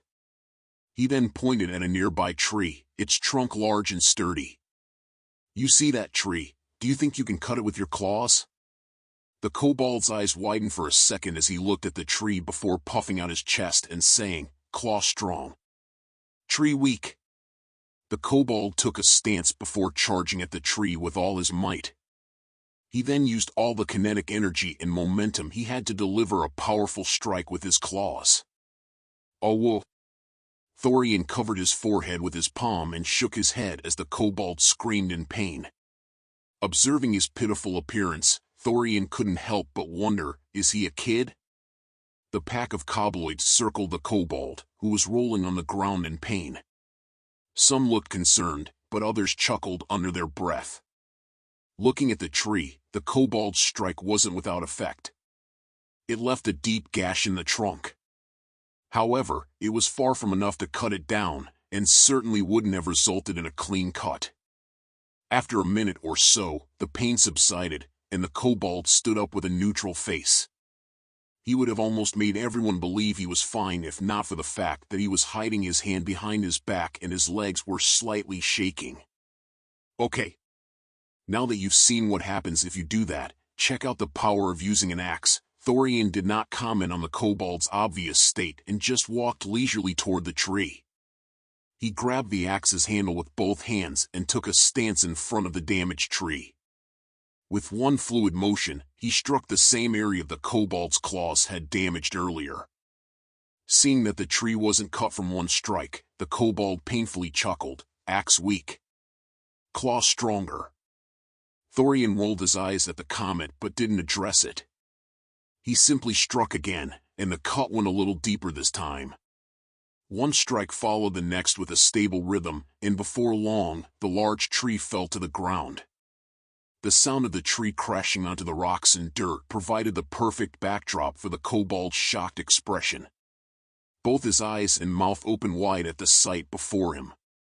"This is the power of an axe," Thorian explained, his eyes scanning all the kobloids. "Even though one strike might not be strong, you can do many. With each strike, you can cut a little bit deeper, until even the largest and strongest trees fall." With his demonstration over, Thorian issued another order. "Let's clear the branches of this tree. It will be a good exercise to learn how to use an axe." Thorian pointed at a random kobloid and said, "You, come here." The kobloid looked confused for a second before walking toward Thorian with his axe in hand. Thorian took a stance and said, "Look closely at my hand, this is how we cut the branches." Thorian cleared the leaves from a large branch before striking it continuously with his axe. After a couple of hits, the large branch fell with a thud. "Do the same thing I did, but take your time and make sure your grip is firm." The little kobloid nodded at Thorian's words before following his steps. He also cleared the leaves from the branch, but his left arm was precariously aligned with the axe's trajectory, which immediately set off Thorian's internal alarms. Not like that, Thorian stopped the kobloid before disaster could strike. He then repositioned his hand, so it was no longer in the natural trajectory of the weapon. "Careful with your hand, an axe can cut through your wrist." The kobloid nodded, oblivious to the danger he was just in, before striking the branch. The cut wasn't the best, it hit at a diagonal angle, and the edge wasn't properly aligned, but it still did the job. After 7 or 8 strikes, the branch was cut. "You did well," Thorian praised the young furred monster before looking at the rest of his pack. He pointed at another random kobloid and said, "You come next." The second kobloid wasn't as hesitant as the first one and stepped forward confidently. He followed Thorian's directions, but as with the first kobloid, his hand placement was terrible. After correcting the mistake, the second monster was also able to cut a branch with relative ease. Thorian calmly taught every one of his followers the basics of handling an axe and cutting branches. Even the large kobold surrendered and learned after seeing everyone participating in the activity. After 15 minutes of work, the large branches were all cut, leaving a large naked trunk on the ground. "We will be carrying this trunk," Thorian announced with a grin. "You're all strong and tough men, so I don't expect any complaining." The kobloid laughed and howled, high on their achievement. Thorian's slight compliment also helped boost their morale and make them eager to work. The pack of 15 monsters raised the large tree trunk and put it on their shoulders. They then followed Thorian's lead to the territory altar. Demon, the kobold, looked in shock at the altar, and so did all the other kobloids. Their bodies were shivering, and they looked like they wanted to run away from this place at any moment. "Calm yourselves, gentlemen." Thorian put down the trunk and walked toward the scary altar, touching the demon's face. "There is nothing to be scared of. It is just a rock." The kobold still looked apprehensive, but he slowly inched forward toward the altar. With shaking hands, he lightly touched the rock. Seeing that nothing happened, he touched all parts of the demon's face with more confidence before the fear fully dissipated. The other kobloids also slowly took up their courage and walked toward the demon's face on the territory altar. Once they were sure it was safe, they started playing around and jumping on top of it. How fickle are these creatures? One moment they're experiencing the most primal fear, the other they're playing like children. Now that they had reached their destination, Thorian's true plan could finally start. He cleared his throat to get the attention of everyone before laying out his orders. "We will now need to cut down all the trees. Don't ask for the reason, you will understand soon. I just want everyone to take their axes and cut as many trees as they can. Whoever finishes with the most trees cut will become the tree-cutting champion." Thorian's words created an uproar as the kobloids chanted, "Champion! Champion!" Even the kobold was getting excited and made his way to a tree with a grin on his face. Truly simple-minded. Seeing that they got excited over a non-existent title, Thorian could only shake his head at the simplicity of his new species. However, it was that same simplicity that allowed him to unlock their potential with such ease. Thorian did not mind it. Wait. Maybe they're getting too excited. The Kobloids were striking the trees with their axes with no regard for their own or others' safety. If they continued at this rate, catastrophe was sure to strike. Stop! Thorian shouted with a commanding voice. Thankfully, whether it was due to respect or fear, the Kobloids followed his order and stopped to look at him. Be careful of where the tree will fall after you cut it. Don't crush your comrades due to your stupidity. Also, don't rely on others knowing what to do. Keep an eye out if a tree is falling toward you and be safe. The Kobloids nodded at Thorian's words before nervously fidgeting in place, awaiting his next words. Continue. With Thorian's blessing, the Kobloids resumed their work, but with less savage fervor. Minutes slowly passed, and Thorian's worries did come to fruition, though to a lesser extent than expected. The Kobloids who finished cutting through a tree trunk represented less of a danger to others and more of a danger to themselves. They almost always cut in such a way that the tree would fall on top of them, and they would need to hurriedly scurry out of the way lest they become shredded pancakes. Fortunately, Thorian did not have to intervene many times, as the Kobloids were fast enough to ensure their safety. It was only those cutting the tallest trees that Thorian had to keep an eye on. If he felt like they were about to royally mess up, he would stop them mid-work and finish the cutting process in their stead. For now, the safety of his subjects was paramount. Hours quickly passed as the monsters cleared out the patch of the forest that the four statues surrounded. By the time the sun was about to set, all the small trees around them were already cut, and a significant portion of the medium-sized ones was taken care of too. Only the truly gigantic trees were not touched, as Thorian did not have confidence that they would be able to cut them without sending one of his subjects to meet May and the 7 Hell Princes. With the work now almost done, Thorian walked toward the kobold who was busy cutting through a medium-sized tree. His movements were now much more fluid and done with expertise. His edge was properly aligned in most of his strikes, and his rhythm was relatively consistent. For someone who didn't want to use an axe, he truly learned the craft in a short time. After the tree fell and the rumbling stopped, Thorian finally spoke. I will give you the responsibility to keep an eye on everyone while I go back to the cave. When I am absent, you speak in my tongue. Your orders are to be followed. The kobold grinned at Thorian's words. They sounded better than an angelic choir in his ears. For now, just keep clearing more trees. We will need as many as we can get. The kobold looked at Thorian in confusion and furrowed his eyebrows. Tree cut, why? They will be useful very soon, Thorian responded simply. Even if I try to explain it to you right now, you won't understand it until you see it. So just wait until you can see it. Even though Thorian's words were not particularly convincing, the kobold still nodded. Tree cut, me strong? Thorian chuckled at the question. I forgot.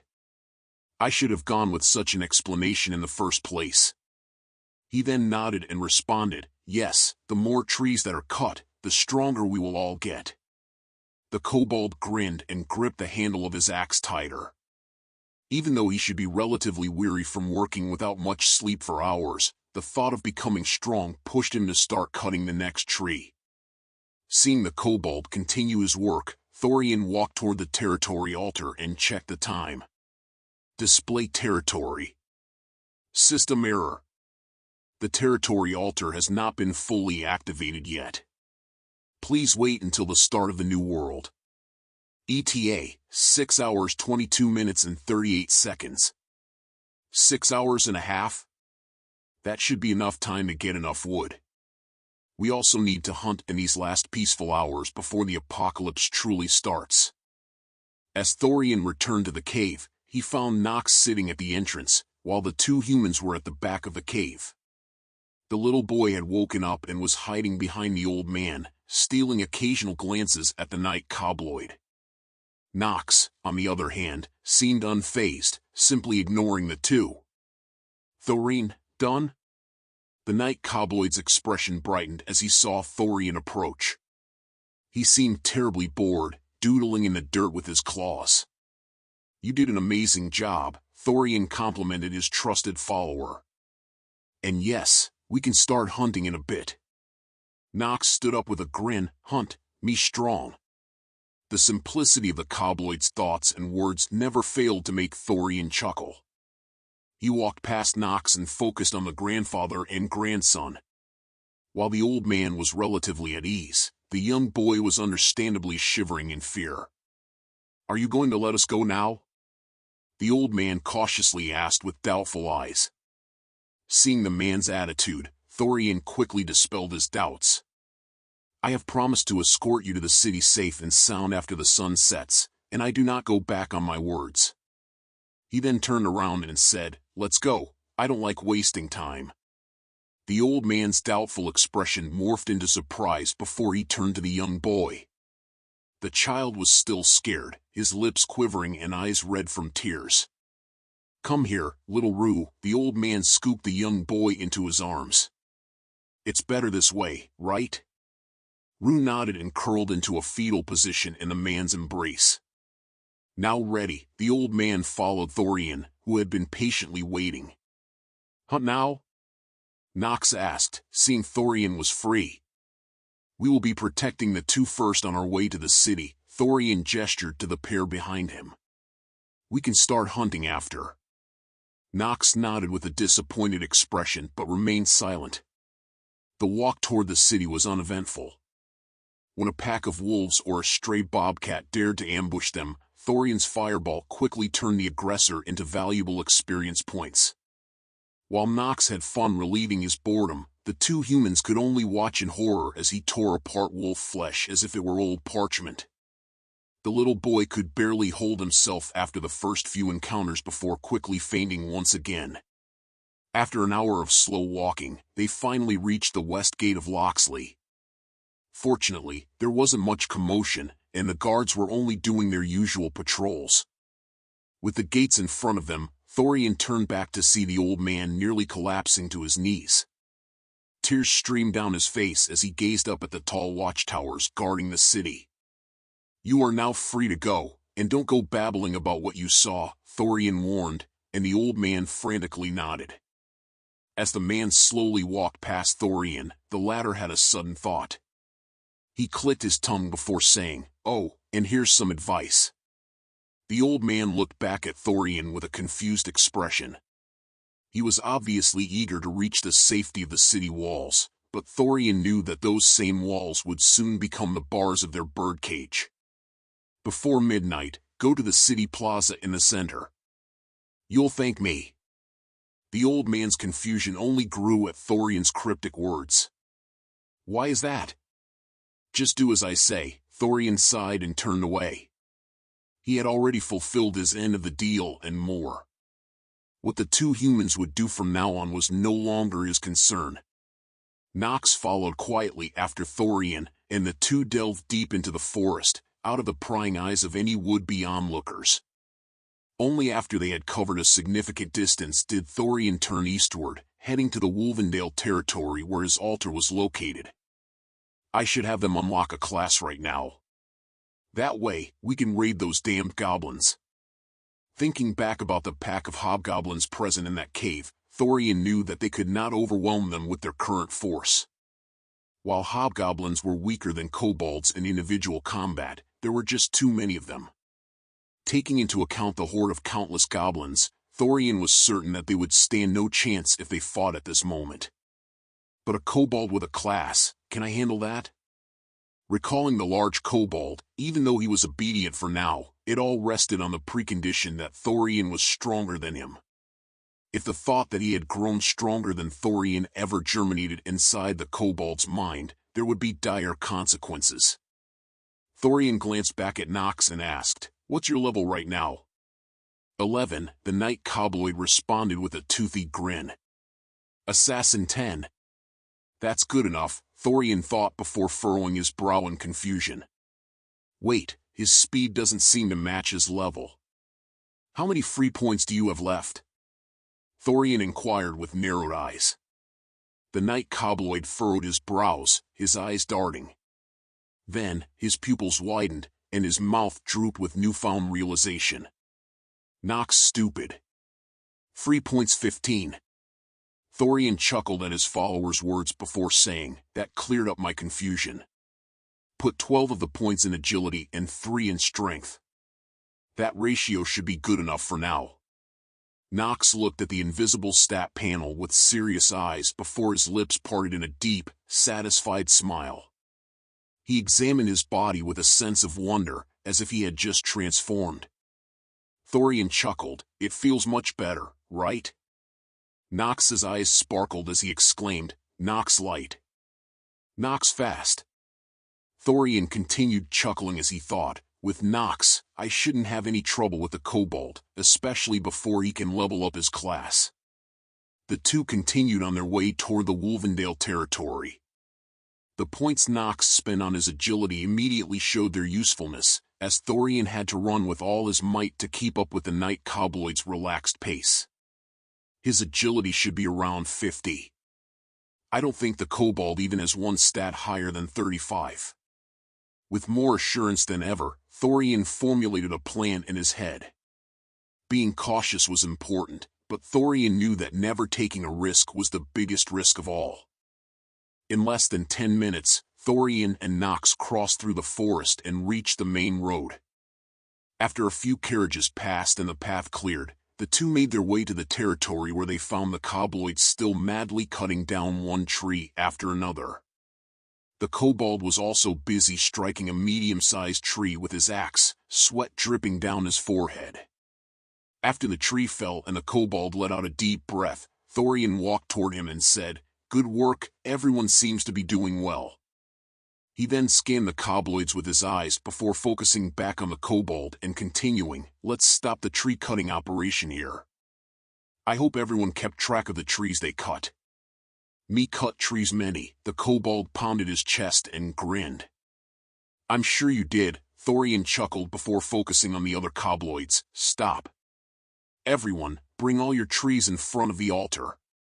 The Kobolds ceased their work and looked at Thorian, who continued his announcement, Whoever has cut the most trees shall be named the tree-cutting champion, a warrior with strong determination, focus, and power. Thorian's words thrilled the Kobolds as they slowly carried the trees they had cut closer to the altar. They removed the branches and only left the trunks, as carrying a full tree was a truly impossible task for their current strength. Minutes slowly passed as the monsters carried out this laborious task. Since the trees were too heavy for most of them to carry alone, they took turns helping each other. After around half an hour, they were finally done. Each of the 13 Kobolds stood wearily next to their stack of tree trunks, both tired and satisfied after their work. Other than the Kobold, who had 12 trunks stacked on top of each other, the rest's count averaged around 5 and 6. One of the Kobolds stood above the rest with his stout figure and strong muscles. He had cut 8 trees and carried them all by himself. Now that the preparations were finished, Thorian took center stage. Kobold, as the one with the most trees cut, I declare you tree-cutting champion. The Kobold loudly howled to the sky and screamed, Champion. I guess that is the only word he cares about. The rest of the Kobolds also chanted and praised the Kobold for his strength. After the claps, howls, and cheers finally died down, Thorian pointed at the stout Kobold. As for you, while you are not the tree-cutting champion, you have still shown incredible abilities as a Kobold. You are truly a warrior that is determined, focused, and has a strong will. I declare you the unyielding warrior. The Kobold looked with surprise at Thorian before also cheering, Warrior. The rest of the Kobolds also screamed and whistled in admiration for their stout brethren. Even the Kobold was impressed as he nodded and clapped. After the small festivities were over, Thorian laid out his most important announcement. He waited until everyone was silent before speaking with a low but powerful voice. Now, let us talk about your true rewards. You shall all receive a class, a power and a blessing from the gods that will give you strength beyond your comprehension. Class? The kobold looked confused at Thorian, but the cheering of the other kobloids was contagious, and a grin quickly formed on his face. "It will be easier to show you than to explain." Thorian turned and looked at the magus statue in the distance. With most of the trees already cut, he could see it even through the night. "Follow me." Thorian led the excited pack to the statue while Nox walked next to him. Once he arrived at his destination, he turned around and said, "This statue will give you magical abilities like my fireball." Thorian opened his palm and activated his spell. The fireball floating in his hand had its intended effect and mesmerized the simple kobloids. "You can get a fireball like mine, a water ball, a wind gust, or a rock bullet. They are all good spells, and we will need all of them. Who wants to become a magus?" At Thorian's question, almost all the kobloids screamed and shouted me, with fervor in their faces. Seeing this reaction, Thorian sighed. "Not all of you should become magus. The other classes are equally as impressive and important." Knowing that they would waste even more time if he let them choose as they pleased, Thorian randomly pointed at 4 kobloids. "You 4 will become magus. From right to left, you'll get the fireball spell, water ball, wind gust, and rock bullet. Is that understood?" The 4 kobloids did not even wait for Thorian to finish speaking before howling in happiness. Their tails whipped left and right with enthusiasm, and their eyes gleefully sparked. "Put your hand on the statue." Thorian shook his head and said. The kobloids jumped for joy and ran toward the statue as if it was a race. Once they touched the statue, they raised their eyebrows in surprise as a blue light encompassed them. They looked blankly in front of them, presumably reading through the invisible screen panels that gave them the choice for their starting skills. After a few seconds, their eyes finally focused, and they looked around in excitement. One of the kobloids opened his palm as Thorian had done so many times, and a fireball appeared on his palm. However, unlike Thorian, the kobloid could not control the fireball and launched it to the side, setting a small tree on fire. Thorian clicked his tongue and turned toward the second kobloid, who was taken aback by the situation. "Hey, you! You have water ball, right?" The small kobloid looked shocked and confused for a second before hesitantly nodding. "Go to that tree and use water ball before the fire spreads," Thorian ordered. He then looked back at the perpetrator, whose expression was frozen in fear. "And you, don't just randomly throw your skills. You could have killed someone." The small kobloid hastily nodded. "Sorry." Thorian took a deep breath before focusing back on the kobloid he ordered to quench the fire. The poor little monster walked toward the fire with hesitant steps before raising his palm and pointing at the burning tree. The fire was rapidly spreading through the roots and the grass on the ground. A ball of water appeared in front of the kobloid's palm and rapidly grew to a considerable size. Once the spell reached its maximum capacity, the kobloid launched the water ball with recoil, and the spell rapidly flew toward its target. The water skill destroyed the tree with its impact, but the fire was almost immediately extinguished. A large amount of steam covered the area, blocking everyone's view, but the orange hue of the flames was nowhere to be seen. Thorian walked toward the scene, and after a few seconds, the steam dissipated. What remained was a charred and destroyed tree and a few embers amidst the ash on the ground.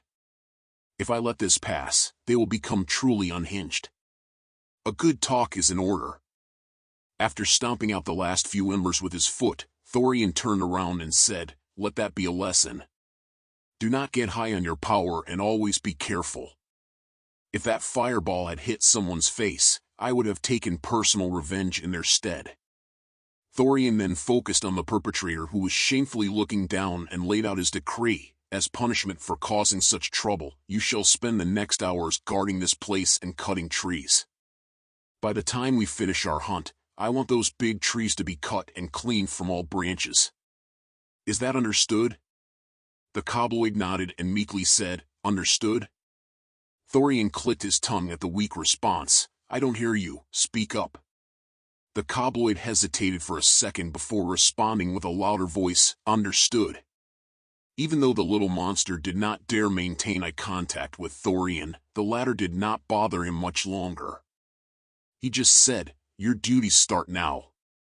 Pick up your axe and get to cutting." Not willing to waste any more time, Thorian focused back on the rest of the Kobloids. Some were looking at the fire magus with pity, while others just snickered and grinned. Let's continue, there are still 3 other classes left.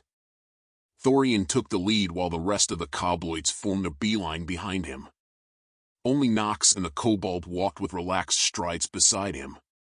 The second statue was one of a man clad in armor, brandishing a menacing battle axe. His fierce expression and poised stance exuded a warrior's spirit. "This is the warrior class statue," Thorian explained.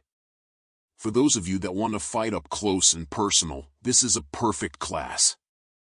A true warrior can delve into an army of enemies and slaughter them all with his weapon and indomitable will." Half of the Kobloids that did not have a class looked at the statue with bright eyes, wishing to be chosen.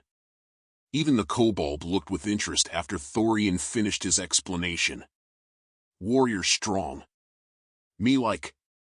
Whoever wants the warrior class can become one," Thorian simply stated. "I do not have any specific inclinations toward any skill, so you can choose whichever you want." Thorian's words were like that of an angel opening heaven's gates to the Kobloids. As Thorian had hoped, the stout one that came second in the tree-cutting competition was also interested and walked along the rest toward the statue. Green light illuminated the dark forest as 4 Kobloids and a Kobold shone brightly. After a few seconds, their eyes regained focus, signaling to Thorian that they had finished choosing their skills. "No wasting time, let's move to the rest." As such, the group made their way to the assassin statue. This time, only 3 Kobloids chose the class and were filled with the shadow aura. After they chose their skills, Thorian led them to the final class statue. Venturing south of the territory altar, they discovered a 2-meter-tall statue of a woman draped in ceremonial robes. Her delicate hands were raised in a gesture of blessing, while her serene expression conveyed an aura of divine wisdom. Looking back at the group, Thorian thought, "Only 2 are left? I guess that's good enough, we just need those 2 skills. You and you," Thorian pointed at the last 2 Kobloids without a class. "One of you will choose healing, the other will choose radiance. I don't care who chooses what, just choose fast." The 2 Kobloids were taken by surprise before one of them pointed at his chest and said, "Me healing." Thorian nodded, "Good, that makes things easy. Now go and claim your class." The 2 hesitantly walked forward before placing their hands on the statue. A dim golden light covered them as they chose their skills. Once they were done, Thorian could finally breathe out a sigh of relief. "Good, with this much power, we should be able to deal with the hobgoblins fairly easily." After the 2 new priest Kobloids joined the rest of the pack, Thorian laid out his next plan. "I am sure that all of you must be feeling great with your new powers." The Kobloids grinned, and some of them whistled and howled before Thorian continued, "But do not get too cocky, the opponents we will be facing are not easy. We will go to the Goblin Cave and exterminate all of them." The Kobold's eyes glinted at the proposal, while Nox looked confused. However, neither of their thoughts or feelings mattered in front of the excited howls of the Kobloids. Thorian turned toward Nox and smiled, "You will understand soon enough. Killing the hobgoblins is going to help us tremendously." As usual, Thorian did not waste any more time. With his plan now clear, he guided the pack of monsters through the forest.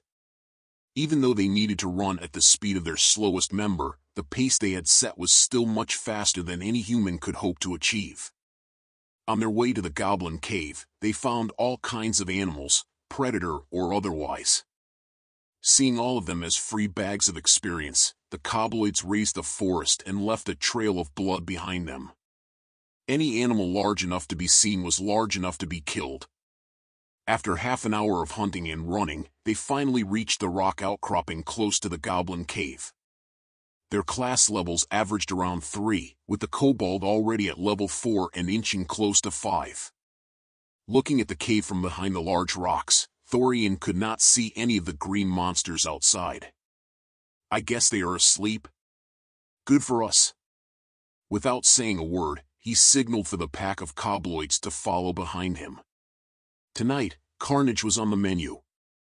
With Thorian's lead, the group of Kobloids inched toward the entrance of the cave. Thorian looked at Nox and signaled for him to go in first. The Night Kobloid followed the instructions and entered the cave.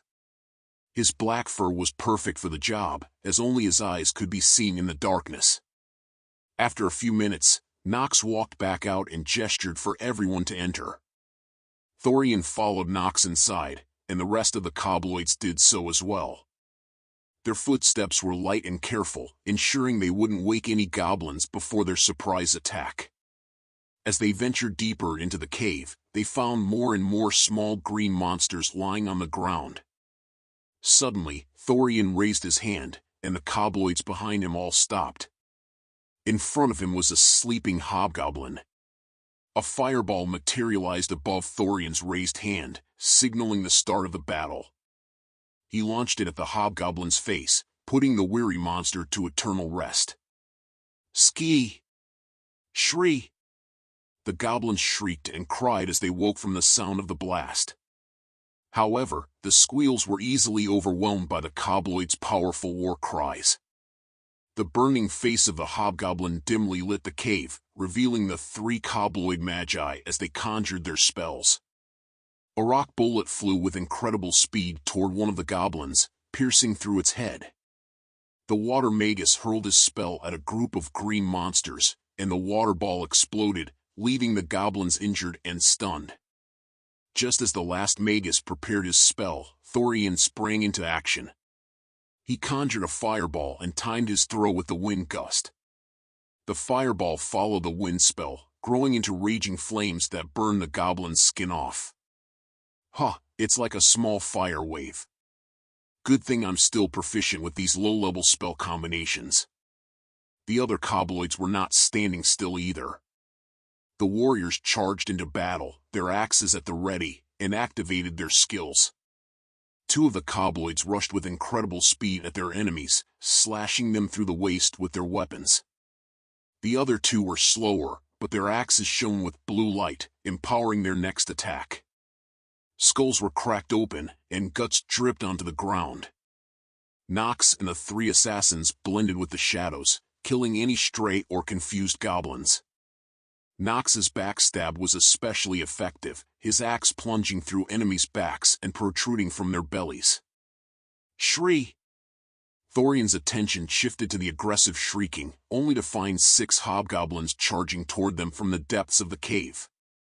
Seizing the opportunity, the kobold rushed into battle with a maniacal grin on his face. With a bloody axe in hand, he leaped at the hobgoblins who didn't even have time to grab their spears. His axe shone with blue light, and a hobgoblin's head rolled on the floor with one swing. I know you're excited, but I won't be letting you get all the experience on your own. Thorian conjured a fireball and launched it at the hobgoblins surrounding the kobold. One explosion knocked down a monster, and the White Kobold wasted no time. He plunged straight through the injured monster's chest before spinning and hacking at the next. Level up! Level up! Thorian ignored the notifications and conjured another spell as soon as his mana calmed down. He unleashed fireballs at the 4 hobgoblins until they were nothing but charred, mangled corpses.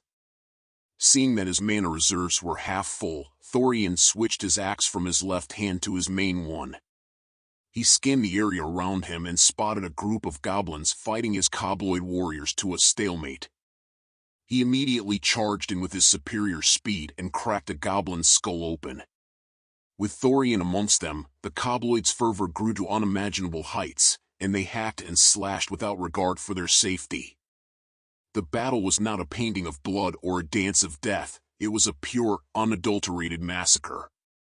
Green heads rolled on the ground before the Kobloids stomped on them and crushed their skulls. Goblins that fell were immediately trampled to death by the frenzied white monsters. Truly savage. However, Thorian did not reprimand his subordinates. This level of savagery was what they needed to survive in this world. After killing the last goblin in his group with an axe slash, notifications appeared in front of Thorian once again. Level up. Level up. Good, just a bit more, and I will evolve. Thorian turned around to scan the battlefield, only to be surprised to see both the kobold and Nox fighting against one opponent. It was a hobgoblin, with a spear in its hand and a ferocious look on its face. Its muscles ripped through its ragged clothes, and its frame was much bigger than that of its dead kin. Thorian conjured a fireball while thinking, a high-level hobgoblin? It should have some spear skills. The hobgoblin's spear flashed with a red light as it charged with incredible speed at the kobold. The latter could barely block the attack by imbuing his axe with blue light, and even then, he was pushed back slightly. Boom! Just as the hobgoblin stopped after its attack, a fireball exploded on its face. Nox jumped in without thinking and slashed through its hamstring, forcing it to fall. Just as the hobgoblin's knees touched the ground, the kobold's shining blue axe slashed through its neck. The burning head rolled on the ground. When the flames naturally died, only its dead hollow eyes stared at the void through its charred face. Its hate and resentment were burned on its pupils, deeper than the flames had pierced through its skin. Thorian's focus shifted to the rest of the battlefield.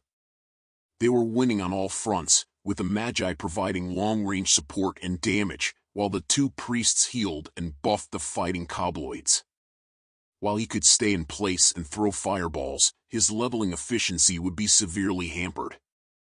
As such, Thorian gripped his axe handle tight and charged into the fray. Wherever there was a battle, he would rush toward it and kill as many goblins as possible. Minutes passed quickly, and soon, there was no more squealing in the cave, only the howls and screams of the cobloids. Thorian was also in a delighted mood as he looked at the last two notifications he had received. Level up. Level up. That should make me level 14 in both my species and class. Display panel. Ding. Status panel. Race White Kobold. Level 14 15ths, EXP, 4/300. Class Magus. Level 14 20ths, EXP, 4/300. Lifespan 40 years.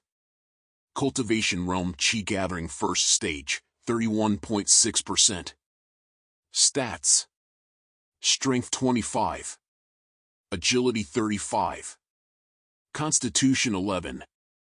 Mana 25. Chi 4. Free points 9. Skills. Minor Moon Boost, passive. Fireball, active.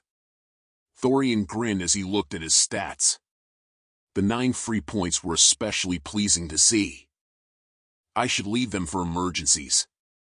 There's no telling what stat would serve me best when the time comes.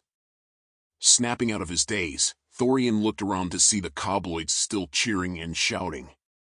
Even Nox and the kobold were laughing amongst each other as if their past grievances never existed. Huh. Well, they deserved to have their moment after such a bloody battle.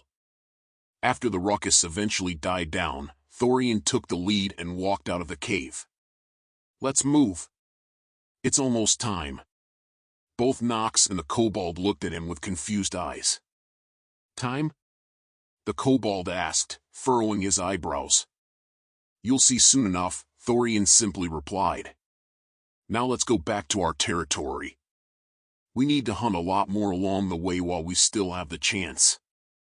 Hearing the word hunt was all the kobold needed to hear to completely forget Thorian's previous talk. The pack of cobloids happily followed as they laughed and giggled amongst themselves. While walking back to the territory, Thorian turned toward Nox and asked, "What level did you reach?" 13, the night cobloid grinned. Me strong. Me fast. What about you? Thorian shifted his focus to the kobold. The white monster grinned and said, Warrior 9. Seeing that the kobold did not speak of his species level, Thorian could guess that it had not leveled up. So it's the same as what happened to us before. The experience points all go toward the class level until both levels are close to each other. With this new piece of information in mind, Thorian asked the rest of the Kobloids about their progress. The average species level reached 9 while their class levels were hovering between 7 and 8. The journey back to Wolvendale territory was uneventful. Now that all the Kobloids had reached a high level in both their species and class, most animals they could hunt simply did not have any experience to offer. As for the predators, they were not easy to find in large enough numbers to satisfy a full pack of 15 monsters.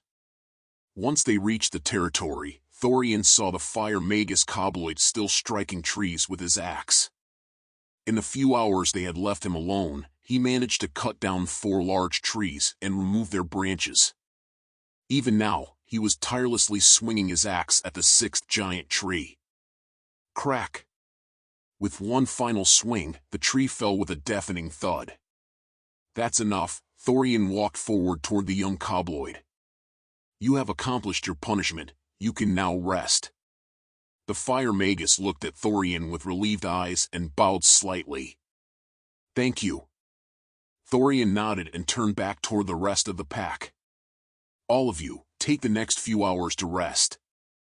We will need all the energy you can muster for later in the night. The Kobloids cheered at Thorian's order, but the kobold looked at him with furrowed eyes. Hunt no more? You'll get to hunt as much as you want after, Thorian chuckled. For now, just rest. The kobold shrugged his shoulders and found a patch of grass to sleep on. Nox and the rest of the Kobloids also settled down to rest. Thorian made his way to the territory altar to check the time until the apocalypse fully started. ETA, 3 hours 25 minutes and 43 seconds. About 3.5 hours, huh? That should be enough time to rest. My meditation earlier helped a lot with my fatigue already. With those thoughts, Thorian laid down next to the altar. He wasn't too picky to ask for a bed in such a situation, a patch of grass was more than enough. Hours quickly passed before a slight shuffle awoke Thorian from his slumber. He instinctively looked to the right in search of a threat, only to find Nox snoring and rolling around on the ground. Thorian chuckled at his overreaction before looking around. While most of the pack was sleeping, some of the Kobloids were playing with their skills. The warriors illuminated their axe blades with their abilities, while the magi threw their spells around.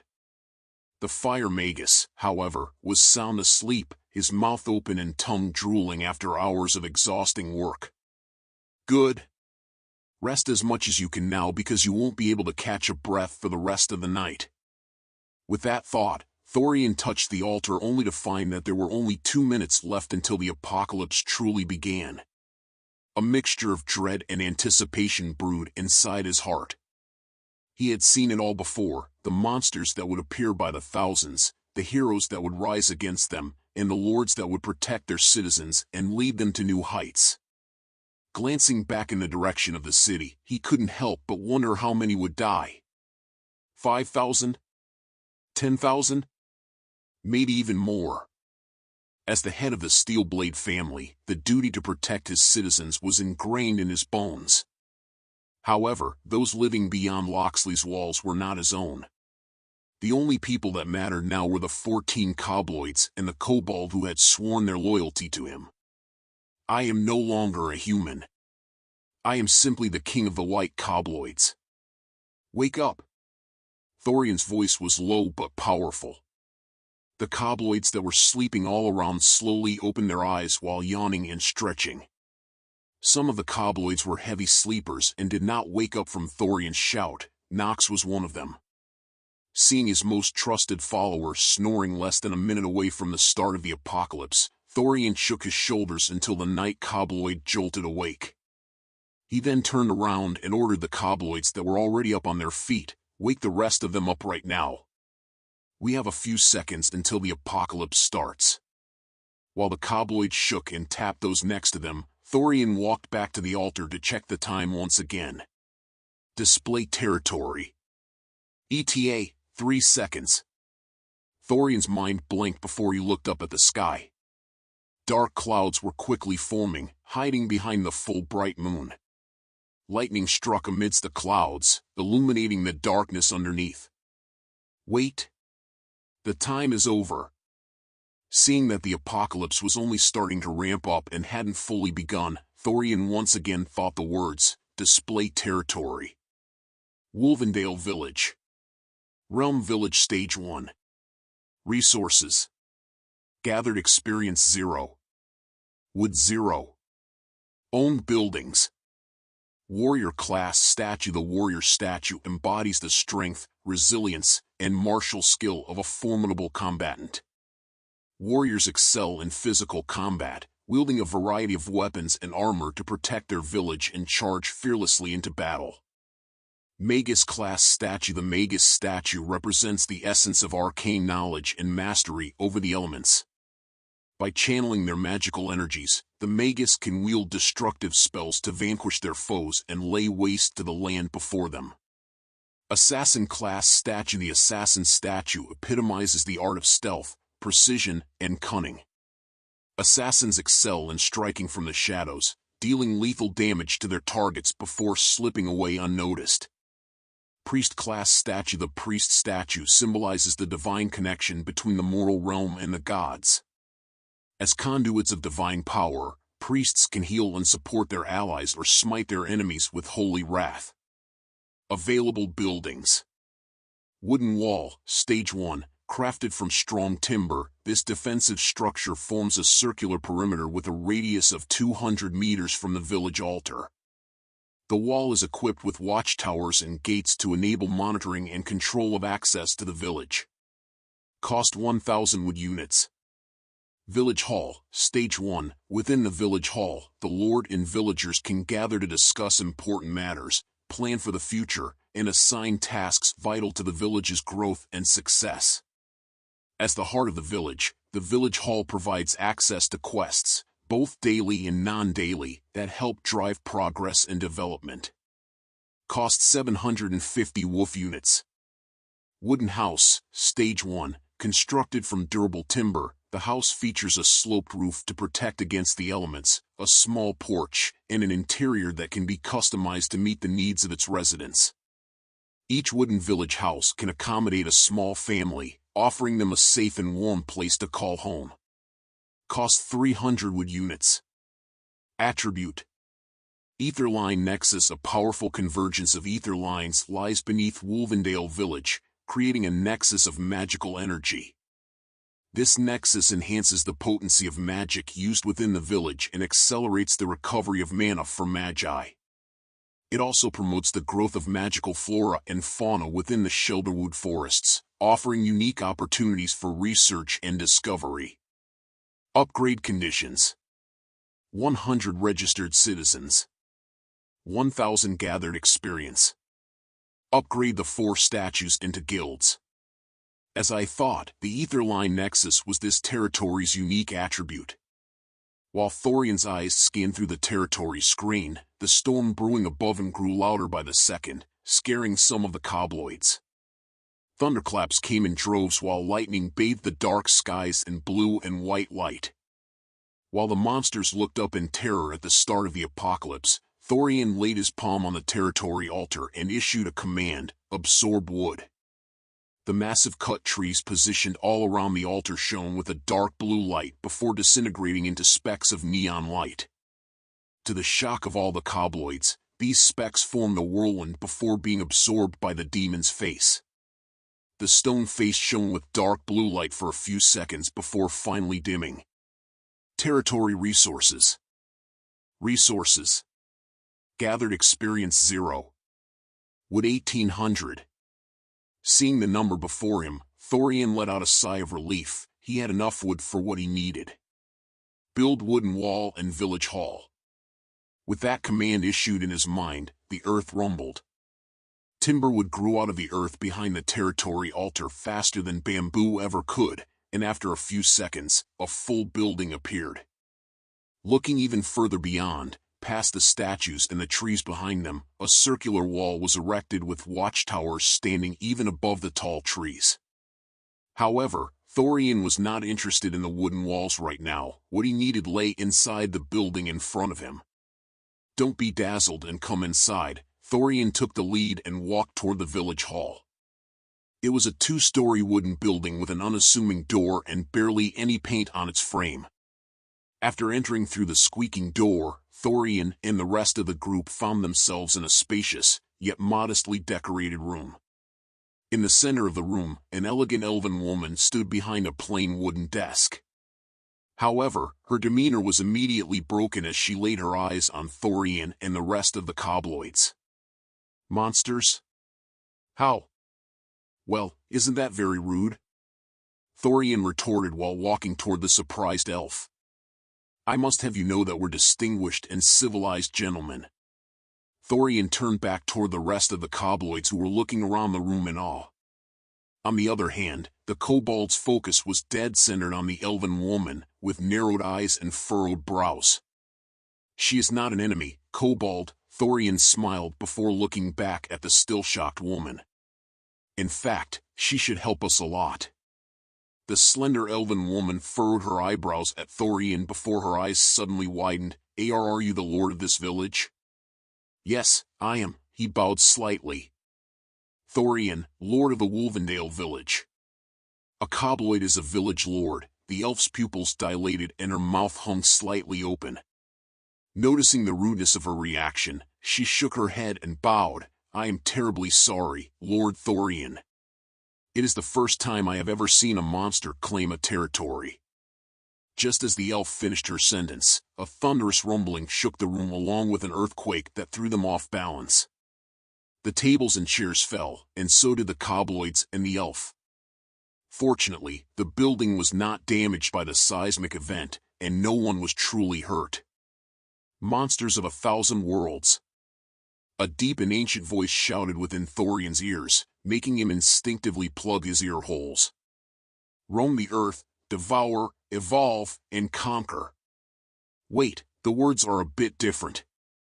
Is that what the monsters heard on the day of the apocalypse? Just as Thorian's thoughts finished, a screen appeared in front of his eyes. Monster Quest unlocked. Milestones rewards. Kill 0/50 humans, level +1. Kill 0 out of 100 humans, previous rewards and an E-tier skill. Kill 0/250 humans, previous rewards and level +2. Kill 0/500 humans, previous rewards and a rare variant in the next evolution. Time left 47 hours 59 minutes and 56 seconds.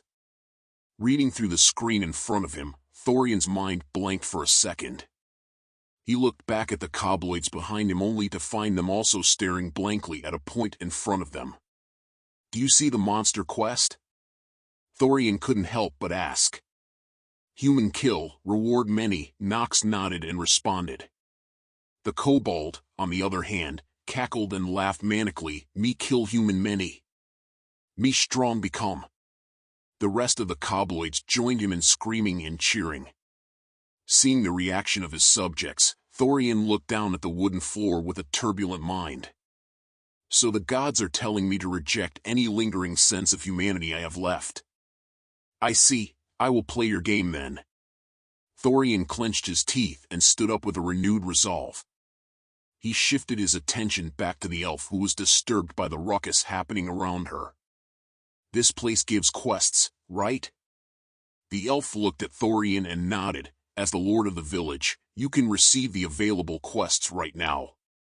She then looked at the rest of the Kobloids and wryly smiled. As for them, they will need to register as citizens first. Thorian nodded at the elf's explanation. I see, show me the quests first. He, of course, already knew where to find the quests, but Thorian did not want to put his future knowledge on full display for all to see. He still needed to ask questions that were expected of him. Of course, my lord, the elf lightly bowed before pointing to the side. You can simply take whichever ones you want from the bulletin board and give them to me to register with the system. Thorian nodded and walked toward the bulletin board while the Kobloids looked at him in confusion, not knowing what to do. Looking around at the board, Thorian could see the normal daily quests for monster subjugation and material gathering. Each of them gave a certain amount of experience and arcane coins. However, Thorian was not interested in the daily quests. He wanted the rare and unique ones that only appeared in specific periods or when certain events happened. Found you. Thorian took out a quest from the bulletin board and looked at it more closely. Pact with the Wolven Guardians. Description: the dire wolves that roam the Shelderwood forests are known to be intelligent and fiercely protective. Legend speaks of a unique bond that can be formed between the village and these Wolven Guardians, granting both parties mutual protection and cooperation. The quest involves venturing into the heart of the forests, finding the dire wolf pack's alpha, and establishing a bond of trust and respect between the village and the wolves. Quest objective: enter the Shelderwood forests and locate the dire wolf pack's territory. Approach the wolf pack cautiously, demonstrating peaceful intentions and respect for their territory. Earn the trust of the alpha wolf and establish a pact of mutual protection and cooperation between the village and the Wolven Guardians. Rewards: Wolven Guardians loyalty. The wolves pledge their loyalty to the village, serving as additional protectors and patrolling the outskirts to alert the villagers of any potential threats. Wolven communication. Villagers gain the ability to communicate with the wolves on a basic level, allowing for cooperation in hunting, scouting, and defense. Wolf totem. A totem representing the pact with the Wolven Guardians is erected in the village, granting a passive bonus to the village's defense and fostering a sense of unity between the village and its newfound allies. Seeing the rewards of the quest, Thorian couldn't help but chuckle. No experience or arcane coin, but the rewards are beyond worth the trouble. Thorian grabbed the Wolven Guardian quest along with the daily ones and presented them to the elf at her desk. After a quick look, she took out a golden stamp from under her desk along with a container of beeswax and stamped the quests. With each stamp, the paper on which the quest was written would disappear and reappear once again on the bulletin board. Naturally, only the Wolven Guardian quest did not reappear after being stamped. After stamping the last quest, the elf smiled and looked back at Thorian. All of the quests have been registered, Lord Thorian. You can see them by thinking the command, show journal. Thorian nodded before voicing the command in his mind, and a colorful screen quickly appeared in front of him, showing the quests he had accepted. Journal. Slay 10 monsters daily. Cast a spell 20 times daily. Cultivate your chi for 2 hours daily. Gather 100 wood units daily. Clear 1 dungeon daily. Pact with the Wolven Guardians unique. Seeing the quests he had accepted in his journal, Thorian looked back at the elf and asked with interest, "What's your name, Miss Elf?" The elven woman raised an eyebrow before answering, "My name is Melina, my lord. It is my pleasure to serve you." "The pleasure is all mine," Thorian responded before looking back at the Kobloids who were waiting for him to finish with impatience. "Can you please help my subjects become official citizens?" "Of course," Melina nodded. "Please have your subjects form a line and I will begin the procedure right away." "You heard her, everyone." Thorian raised his voice to catch the Kobloids' attention. "Form a line in front of Melina to become official citizens of the Wolvendale village. This is our first step toward total conquest." The kobold grinned at the word conquest and was the first to walk forward. Nox followed right after him, and the Kobloids soon formed a line in front of Melina's desk. Seeing such a large number of monsters following orders and organizing themselves, the elf's eyes and mouth were wide open. "You can start the procedure." Hearing Thorian's reminder, Melina shook her head and took a stack of parchments from under her desk. She then twisted the wooden handle before separating it from the piece of metal underneath. The wooden handle had a small needle poking out from its bottom. "Prick your thumb with this needle and then press it on this part of the paper," Melina explained while looking cautiously at the large kobold towering over her. The kobold nodded and did as told. He pricked his thumb with the stamp handle before pressing his thumb on an empty part of the paper at the bottom. After a few seconds, the paper disintegrated into golden specks of light that surrounded the kobold and melted through his fur and skin. Huh, what happened? What are these things? Thorian looked at the kobold with a raised eyebrow, not daring to trust his own ears. Did I just mishear him talk? Looking around, it became clear that Thorian was not the only one shocked. Melina and all the kobolds stared at the kobold with confusion and furrowed brows. Kobold word many. Kobold talk Thorian. Nox, who was standing behind the kobold, appeared visibly surprised. On the other hand, the kobold looked at the night kobold with a baffled expression. Nox? Stop messing around and talk normally. That's how he has always talked, Thorian interjected while scratching the fur on his chin. The kobold was even more surprised as he turned toward Thorian. Thorian? Since when can you talk normally? It's not me that changed the way I speak. It's you, Thorian explained before looking at Melina, who was equally shocked, and asking, do you have any idea what is happening here? No, I'm sorry, my lord, Melina shook her head. I have never heard about a village with monsters that become citizens, so I have no clue what could have happened. What is happening now? Why did everyone change the way they speak all of a sudden? The kobold growled and looked around the room in confusion and slight fear. It's not everyone that changed their way of speaking, kobold, Thorian clarified. It's you. You changed the way you speak when you became a citizen. The kobold's mouth hung open as he stared blankly in front of him. That makes no sense. Why do I hear everyone differently then? That, we will need to find out, Thorian nodded, gesturing for Nox to proceed. The night kobold walked forward and pricked his thumb with the stamped needle before pressing his blood on a new parchment. As with the previous one, the paper scattered into specks of light that Nox's black body absorbed. Can I speak like you two now? Nox turned around with an excited and expectant look on his face, much to the horror of the kobold and the delight of Thorian. Thorian grinned and replied, yes, you can. This is truly fascinating. Oh? Thorian speaks normally. Nox's eyes widened at Thorian's speech, and the latter could only chuckle and shake his head. It's Thorian, not Thorian. Now that you can speak properly, don't make that mistake ever again. Thorian, huh? But I like Thorian better. Thorian rolled his eyes and ignored Nox, choosing instead to focus on the kobold. The white monster looked like he was experiencing an existential crisis. Meanwhile, the kobolds followed after Nox and continued with the procedure. As the line gradually shrank, Thorian's focus shifted from them to the bulletin board at his side. There were still many quests that were not daily, but most of them required a level of strength that was miles above his current one. As Thorian continued scanning the board, he noticed that one of the quests had a time limit of 2 days. Interesting, I never heard of a quest like this. Thorian snatched the quest from the board and read it. Revenge on the monsters. Description: the apocalypse has started, and monsters are roaming the world. Bloodthirsty, heartless, and cruel monsters slay and devour anyone that dares cross their path. Raise your weapon and take revenge for your fallen kin.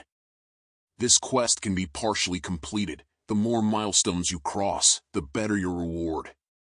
Quest objective: kill as many monsters as you can. Structure. Milestones: rewards. Slay 0-50 monsters, level +1. Slay 0 out of 100 monsters, previous rewards and a starting class skill of your choosing. Slay 0/250 monsters, previous rewards and level +2. Slay 0 out of 500 monsters, previous rewards and a purple cloud weapon specific to your chosen class. Reading the content of the quest, Thorian could not stop himself from laughing out loud, scaring Melina and the kobolds behind him. Thorian, are you all right? Nox tapped him on the shoulder and looked at him with concerned eyes, while Thorian had trouble containing his own laughter.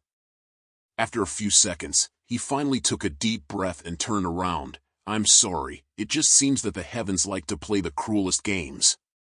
He looked back at the quest in his hand and smirked. So you're giving me a choice, and a clear one at that. Either renounce any lingering feelings or act like some kind of hero of humanity. Without waiting for another second, Thorian handed the quest to Melina and said, "Add it to my journal." The elven woman obliged and put the stamp back how it used to be. She stamped the new quest using the beeswax next to her and the parchment disappeared. Looking at his journal, Thorian could see that the new quest was added to it at the end. With his job practically finished inside the village hall, Thorian turned around and said, "Follow me outside once everyone has become an official citizen. Our hunt shall begin swiftly." Remembering one last detail, he looked at Melina. "Show them how to get their daily quests. They will need to do it on their own from tomorrow onwards." "Of course, my lord," Melina nodded. "That will be my pleasure." Walking out the door, the storm was still raging outside with dark clouds blocking the moon and torrents of rain pouring on the ground. Thorian trudged through the mud and rain and headed for the walls beyond the tall trees. Looking around, he heaved out a sigh of relief. Seems like none of the apocalypse monsters appeared inside a village. Our luck is good. However, the closer he was to the walls, the more his eyebrows frowned. He could hear screaming, shrieking, and increasingly loud strikes and thuds. Thorian rushed through the dense trees and climbed up the stairs of the watchtower without stopping for a second. From his vantage point, he could see dozens of monsters trying to break the wooden walls with all their might. The bulk of the monster horde was made of goblins and hobgoblins. However, there was also a pack of 5 giant cat-looking monsters with a large boulder stuck at the end of their tails. Each time they swiped tails, the boulder would strike the wooden wall with immense speed, cracking it slightly. "Oh, chaskas? Those cute little things."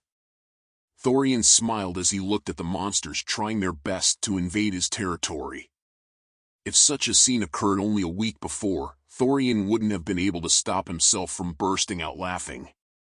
The thought such weak creatures would try to pick a fight with him was ironic in and of itself.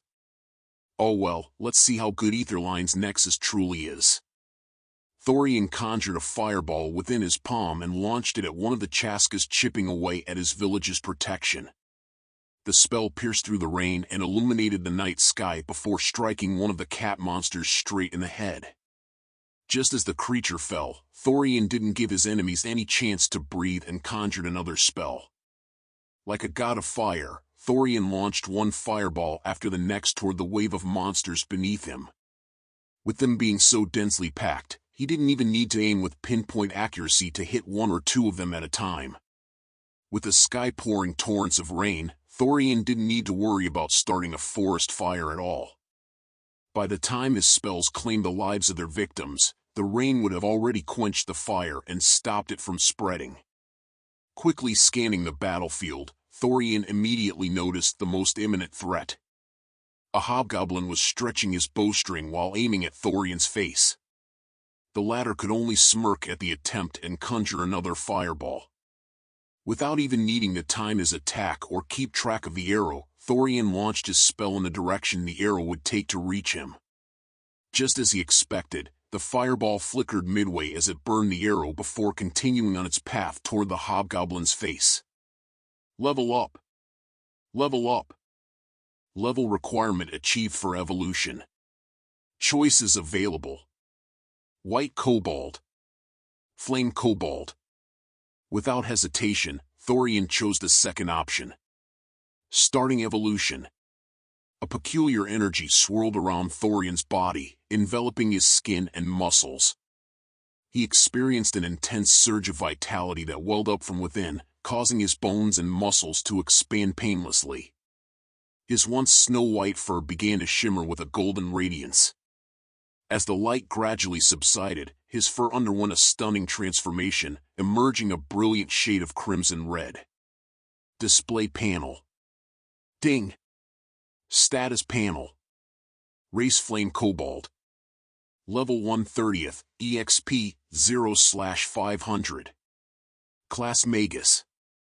Level 15/20, EXP 0/330. Lifespan 40 years. Cultivation Realm Chi Gathering First Stage, 31.6%. Stats: Strength 35. Agility 40. Constitution 17.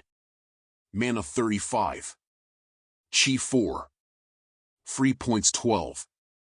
Skills: Minor Fire Affinity, passive.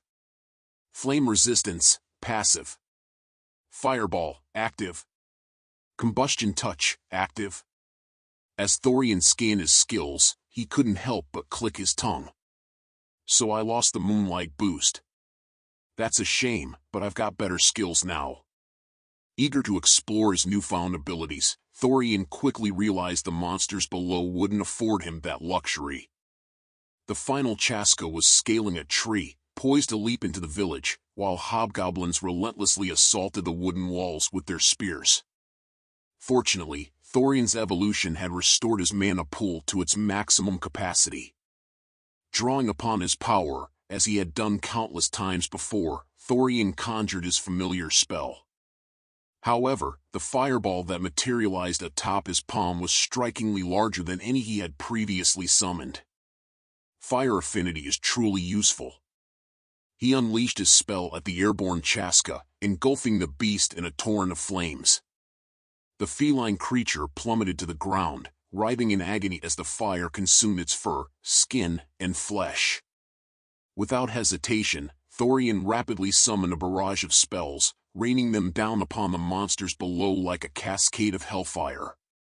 In no time, the hobgoblins lay incapacitated or lifeless, while the remaining goblins fled in terror back towards the safety of the forest.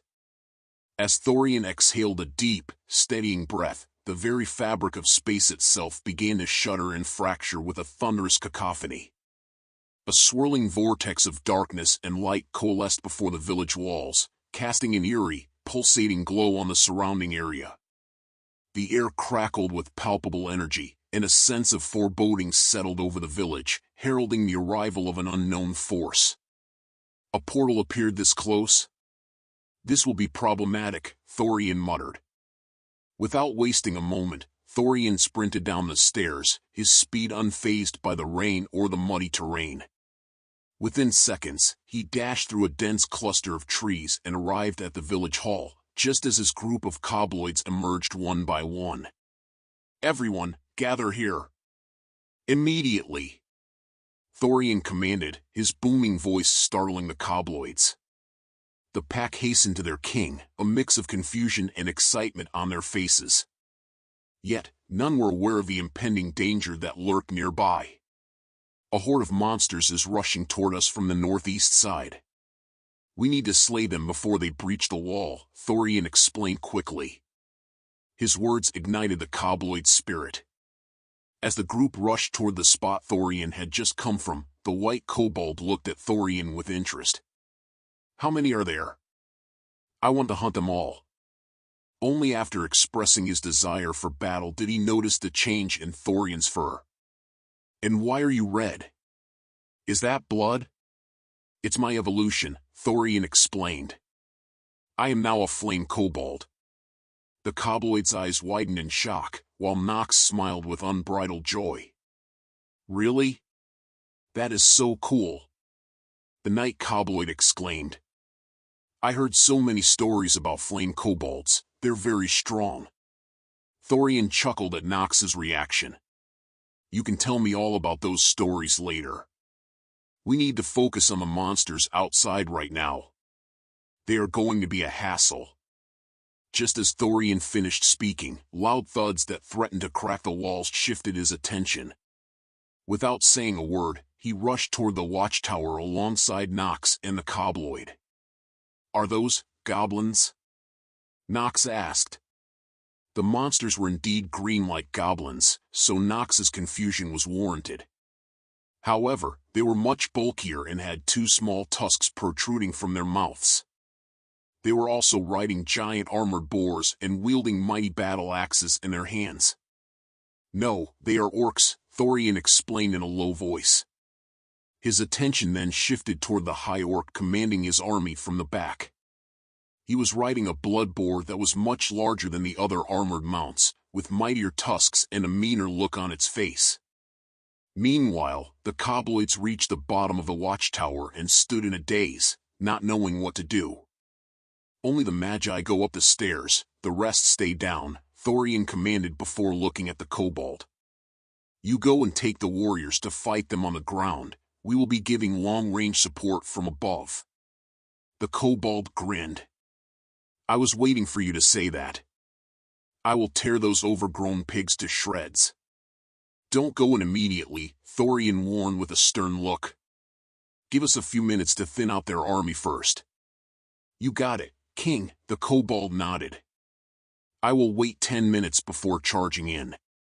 After the 4 Magi reached the top of a watchtower, the Kobold walked downstairs and gathered the warrior and the priests.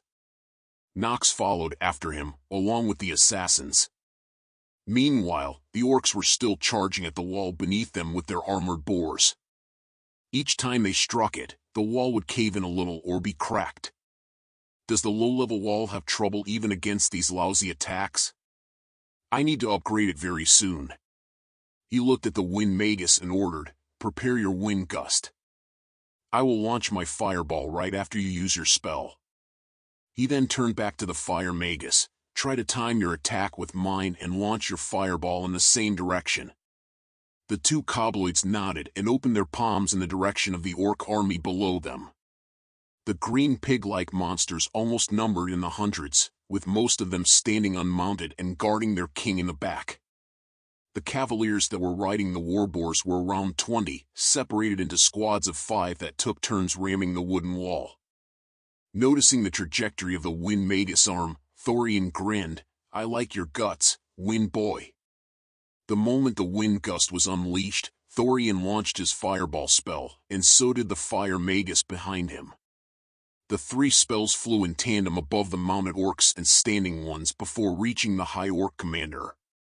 Boom! The moment the wind gust struck the orc commander, the 2 fireballs exploded into a flaming pillar that rose higher than the trees. The explosion engulfed the High Orc and a dozen of his subordinates in skin-melting flames. Another one. Following Thorian's order, the Wind and Fire Magi prepared their spells once again and launched their strategic combo. Another explosion struck the High Orc with the flames of hell, heating its armor until it glowed red.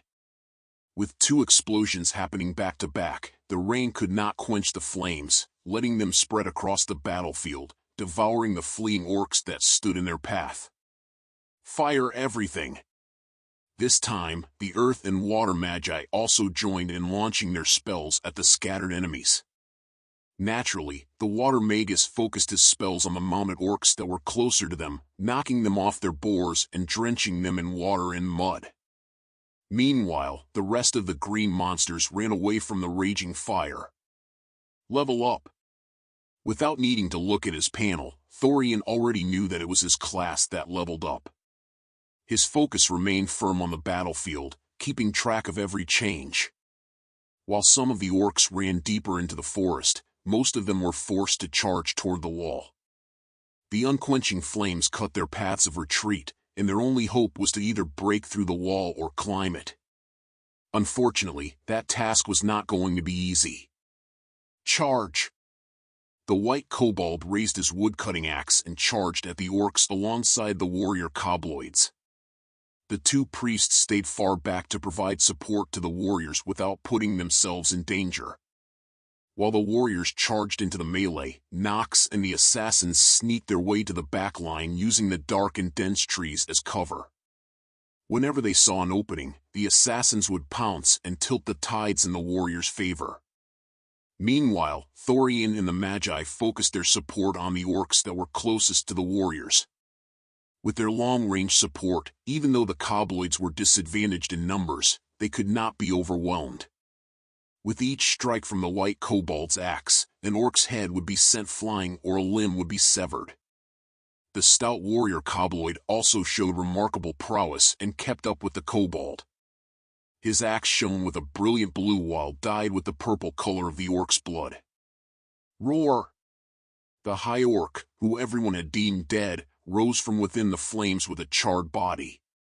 Its blood-boar was already dead, suffocated by the smoke, and its flesh burned by the flames. However, it persevered with an iron will, showing all of its subordinates that it was still alive and ready to fight. Fireball. Thorian's simple incantation launched another spell at the orc commander's face, pushing it straight back into the tongues of hell. Level up. Silence enveloped the battlefield as all eyes focused on the plummeting black silhouette of the high orc, engulfed in bright orange flames. The orcs stared in horror as the faint glimmer of hope that had begun to swell within their hearts was brutally extinguished. Ag! Break the wall! One of the mounted orcs took the lead, charging at the wooden barrier with the rest of the orcs following in his wake. Their eyes turned red, and a sinister gray aura enveloped their armored bodies, lending them a menacing appearance. The mounted units hurled their warboars against the wall with reckless abandon, while the infantry brandished their axes and pursued them. Blast them! Don't let them break the walls! Thorian commanded while launching a fireball of his own. However, no matter how many spells they threw at the mad orcs, it did nothing to stop their charge. Whenever one of the orcs would die, another would immediately take his place and hack away at the wooden wall. Is this the orcs' berserk skill? Truly fearless. But their backs are open to the warriors. Casting a swift glance at the kobold and his subordinates, Thorian realized that this war of attrition was not to their advantage. Although the kobold was dispatching orcs with ease, their sheer numbers were overwhelming. Attack! The mounted orc who had initially led his kin on this perilous endeavor readied himself for one final charge. The gray aura surrounding him intensified, encompassing the warboar he was riding. Both orc and boar swelled in size, the boar's determined expression matching its rider's resolve. Kill him! Thorian noticed the danger and laid out his order immediately. He, along with the rest of the magi, conjured their spells and aimed them at the charging mad orc. Strike! Elemental spells, representing all four forces of nature, hurtled toward their target with breakneck speed. However, before they could make contact with the formidable enemy, a group of self-sacrificing orcs leaped into the path of the magical onslaught. They were torn apart and reduced to ash, valiantly shielding their ultimate hope from destruction. Witnessing the scene, Thorian's eyes widened in disbelief before a sudden tremor and a powerful shockwave threw him off balance. The orcs had successfully infiltrated their defenses. Stay here and provide cover fire. Thorian commanded as he quickly regained his footing and positioned himself on the ledge, poised to leap into action. I'll go down and prevent them from advancing any further. Much to the astonishment of the kobolds, Thorian fearlessly jumped from the watchtower, plunging into the surging mass of green orcs. The thundering horde of beasts, mounted on their warboars, shook the ground like a relentless stampede of 1,000 buffaloes. Let's see what this new skill does. With a daring grin, Thorian embraced the imminent challenge and lunged at the oncoming monsters with remarkable swiftness. Blinded by their bloodlust, the frenzied orcs only saw red and continued their charge with increased intensity, intent on crushing Thorian beneath their boar's hooves. Combustion touch. Thorian delivered a forceful strike to the warboar's snout using the palm of his hand, just before initiating his spell. A surge of mana, far more potent than that of a mere fireball, flowed through his body and converged in his outstretched palm. Boom! The orc before Thorian was swiftly consumed by flames, which then fanned out in a fiery cone to incinerate the surrounding adversaries. The explosive shockwave hurled 3 mounted orcs backward, their bodies scorched and blackened by the relentless inferno. Interesting, Thorian's grin broadened in response to the awe-inspiring demonstration of raw power. It reminds me of the final part of the Flaming Phoenix dance. Feeling that his reserves of mana were running low, Thorian opened his panel and used all of his free points. Mana, 36-51. Feeling his body brimming with mana, Thorian focused back on the battlefield. The rest of the mounted orcs along with the foot soldiers were charging through the broken wall like ants out of an anthill. "Let us dance." Thorian assumed a battle-ready stance and lunged at the approaching green foes with the steely resolve of a seasoned warrior. Each palm strike he delivered to an orc produced a fiery cone that eliminated another 2 or 3 of their brethren simultaneously. Empowered by his resistance skill, Thorian remained unscathed by the blazing bodies, feeling neither pain nor burns. He gracefully navigated through walls of fire, overwhelming the orcs with his unmatched speed and strength. On this battlefield, he was a deity, cleansing the tainted souls of the orcs with his purifying flames. As the devastation unfolded, the frenzy in the orcs' eyes gradually subsided, supplanted by the dreadful realization of their impending doom. The valiant kobold warriors assailed their enemies from behind, the watchtower magi unleashed the fury of all 4 elements upon them, and the stealthy assassins eliminated any who attempted to flee. Most disheartening of all was Thorian's sheer superiority. His formidable fire skills proved overwhelming, and his ability to maneuver within the flames rendered him virtually invincible. Ultimately, they were left with only one option if they wished to survive. Mercy. The orc who had breached the wooden barrier was the first to prostrate himself, pressing his forehead firmly into the muddy earth. His warboar lay lifeless, seared by Thorian's incendiary magic. Even he bore the scars of battle, with burn marks and singed skin marring his body. Witnessing their makeshift leader reduced to such a submissive state, the orcs were taken aback. "Zogthar, have you lost your mind? They killed the commander." One of the orcs bellowed at the prostrate figure, only for Zogthar to shoot him a lethal glare. The descending orc promptly recoiled in terror and turned to Thorian with trepidation. Thorian furrowed his brow at this unexpected turn of events, and noticing that the orcs had ceased their assault, he too halted his destructive rampage. However, the warrior kobolds failed to grasp the situation and viewed this as an opportunity to eliminate more enemies and gain experience. Observing his troops ruthlessly cutting down the barely resisting orcs, Thorian decided to issue new orders. "Stop!" Thorian's voice thundered across the chaotic battlefield, bringing the kobolds to an immediate halt. He then directed his attention to the orc named Zogthar. "Have you assumed the role of their leader?" "I am Zogthar the Fierce, leader of the Mounted Legion and second in command of the Black Tusk War Band," Zogthar declared, placing his fist on his chest in a military salute before bowing even lower. "Please, show us mercy." Hesitantly, the remaining orcs followed suit, emulating their vice-commander and kneeling before Thorian. Not one of them dared to meet his gaze. "Please, have mercy on us." Thorian stroked the fur on his chin thoughtfully before motioning for the kobold and Nox to join him. "What do both of you think? Should we accept their surrender?" "We should kill them," the kobold declared with a sinister grin. "I'm just one kill away from leveling up." Thorian chuckled at the response before turning his attention to Nox, who was deep in thought. "I believe it would be better if they joined us. We would become stronger." Thorian nodded, carefully considering both options. On one hand, killing the orcs would be the safest choice and provide immediate rewards in terms of experience. However, they were also critically short on personnel.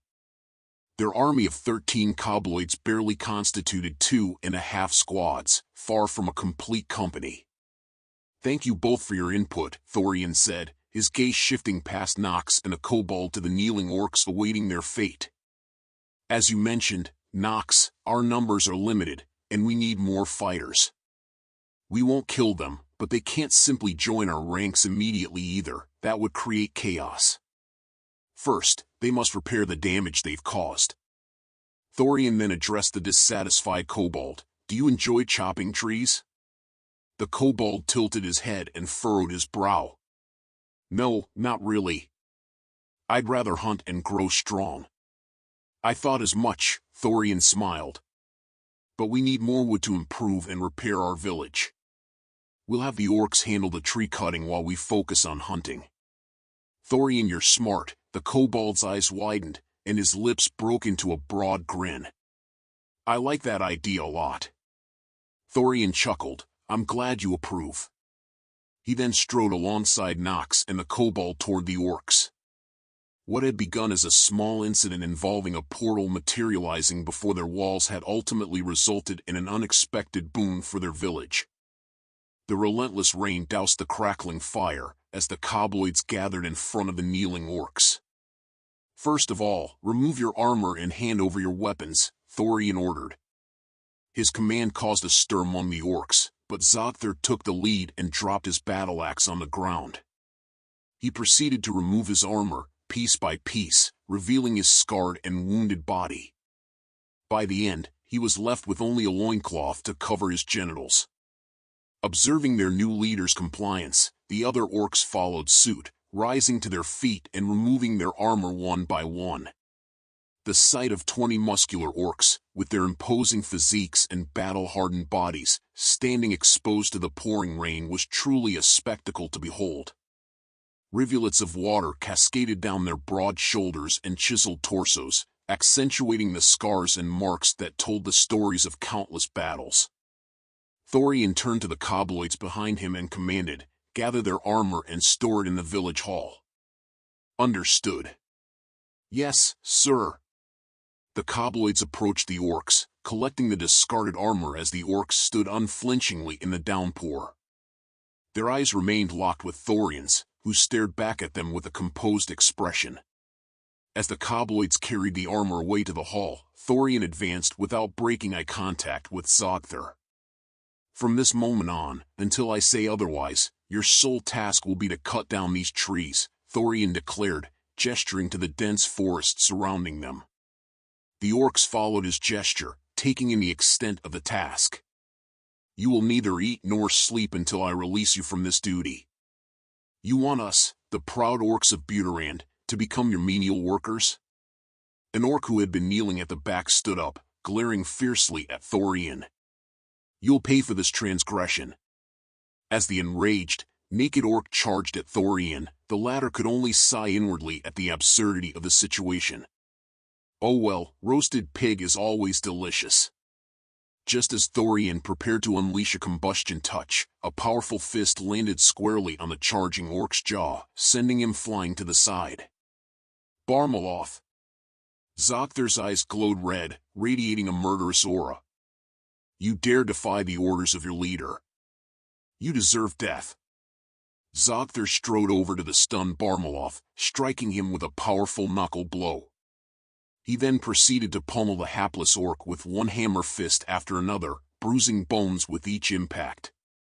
Barmaloth's grunts soon transformed into pleas for mercy as Zogther's relentless assault threatened to reduce him to a pulp. Nox winced at the brutal display unfolding before him and glanced toward Thorian. However, Thorian remained impassive, choosing not to intervene. As the minutes passed, Barmaloth's cries for help eventually ceased. He had died. As everyone's attention was fixated on Zogther's lethal assault on Barmaloth, Thorian noticed movement off to the side and quickly shifted his focus. A small goblin was entering the village through a gap in the damaged wall. TSK, that's why I didn't want the wall to break. Thorian conjured a fireball and dispatched the goblin, sending it to join Barmaloth on the journey along the river Styx. Kobold, Nox, watch over the orcs. I'll handle things outside.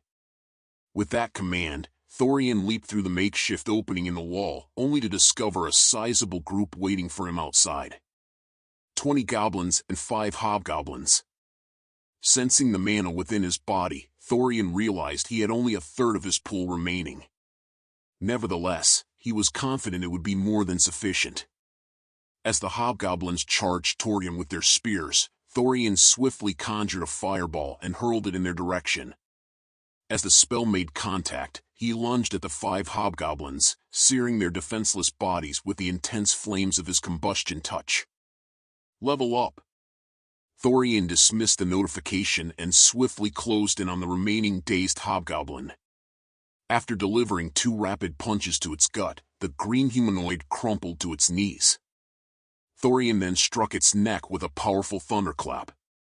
The goblins, who had been following the lead of the hobgoblins, were bewildered by the speed at which Thorian had dispatched their leaders.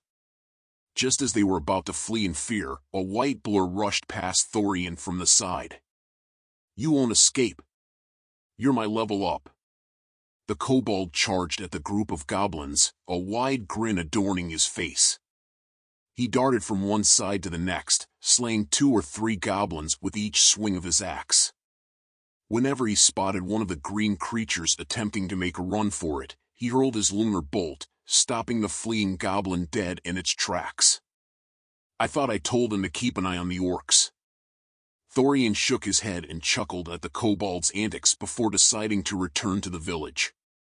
If the kobold was up to the task, there was no need for Thorian to expend any more mana on mere grunts. Display panel. Ding. Status panel.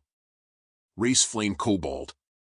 Level 3/30, EXP, 7/600. Class Magus.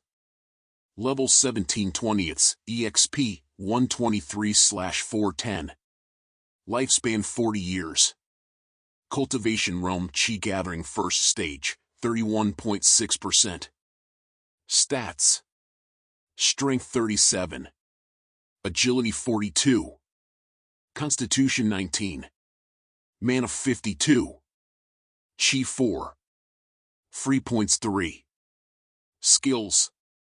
Minor Fire Affinity, passive. Flame Resistance, passive. Fireball, active. Combustion Touch, active. So I leveled up twice? I guess I missed a notification when fighting the orcs. Upon reviewing his updated stats, Thorian felt a sense of satisfaction from his progress. Although his current capabilities paled in comparison to those from his past life, he had reached a level where he could at least hold his own in the early days of the apocalypse. Snapping back to reality, Thorian glanced around to find Nox and the orcs staring intently at him. Zogthar, having killed Barmaloth, had returned to his position and was waiting. "What are you standing around for?" Thorian furrowed his eyebrows. "I've already given my order. Start cutting trees." As usual, Zogthar was the first to take the lead. He lifted his battle axe from the muddy ground and approached one of the trees to begin cutting. The rest of the orcs followed suit after exchanging a few grunts. However, none of them voiced any complaints, likely fearing a fate similar to Barmaloth's. As the orcs busied themselves with cutting trees, the kobolds returned to Thorian after completing their task. Just as before, Thorian instructed the Magi to ascend the watchtower for a better vantage point. He also included the 2 priests this time, as their abilities had a sufficiently long range to be cast from that height. Meanwhile, the warriors joined the kobold who was manically massacring monsters as if they were sheep in a slaughterhouse. Observing the scene, Thorian noticed that the original pack of goblins had already been killed, their lifeless bodies strewn across the ground. Are those Rebarians? The kobold and the warrior kobolds were now engaged in combat with large, humanoid rabbit-like creatures. Their eyes were red, and their ears flopped around, but their fists were incredibly fast, enveloped in a red aura. The warriors' blue light and the Rebarians' red aura clashed fervently as both sides fought for their lives. As the warriors and Rebarians clashed, Thorian approached Nox and said, "We need to patrol around the wall. Other monsters might breach us from another spot." Nox furrowed his eyebrows and suggested, "Okay, should we go with the assassin team?" Thorian glanced at the 3 assassins who were awaiting his command before nodding, "The more, the better." One of the 3 assassins chuckled and said to the other 2, "I'm almost done with the monster-slaying quest.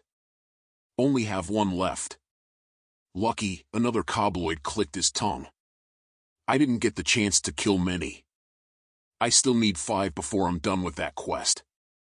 Hearing the 2 discussing their quests, Thorian opened his journal. Journal. Slay 10 monsters, completed, daily. Cast a spell 20 times, completed, daily. Cultivate your chi for 2 hours daily. Gather 100 wood units daily. Clear 1 dungeon daily. Packed with the Woven Guardian's unique. Revenge on the monsters, partially complete, rare. Noticing that 2 of the quests had already been completed, Thorian turned his attention to the remaining quest. Milestones rewards.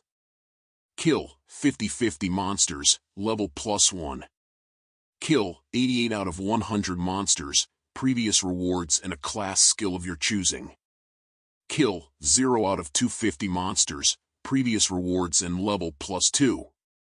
Kill 0 out of 500 monsters, previous rewards and a purple cloud weapon specific to your chosen class.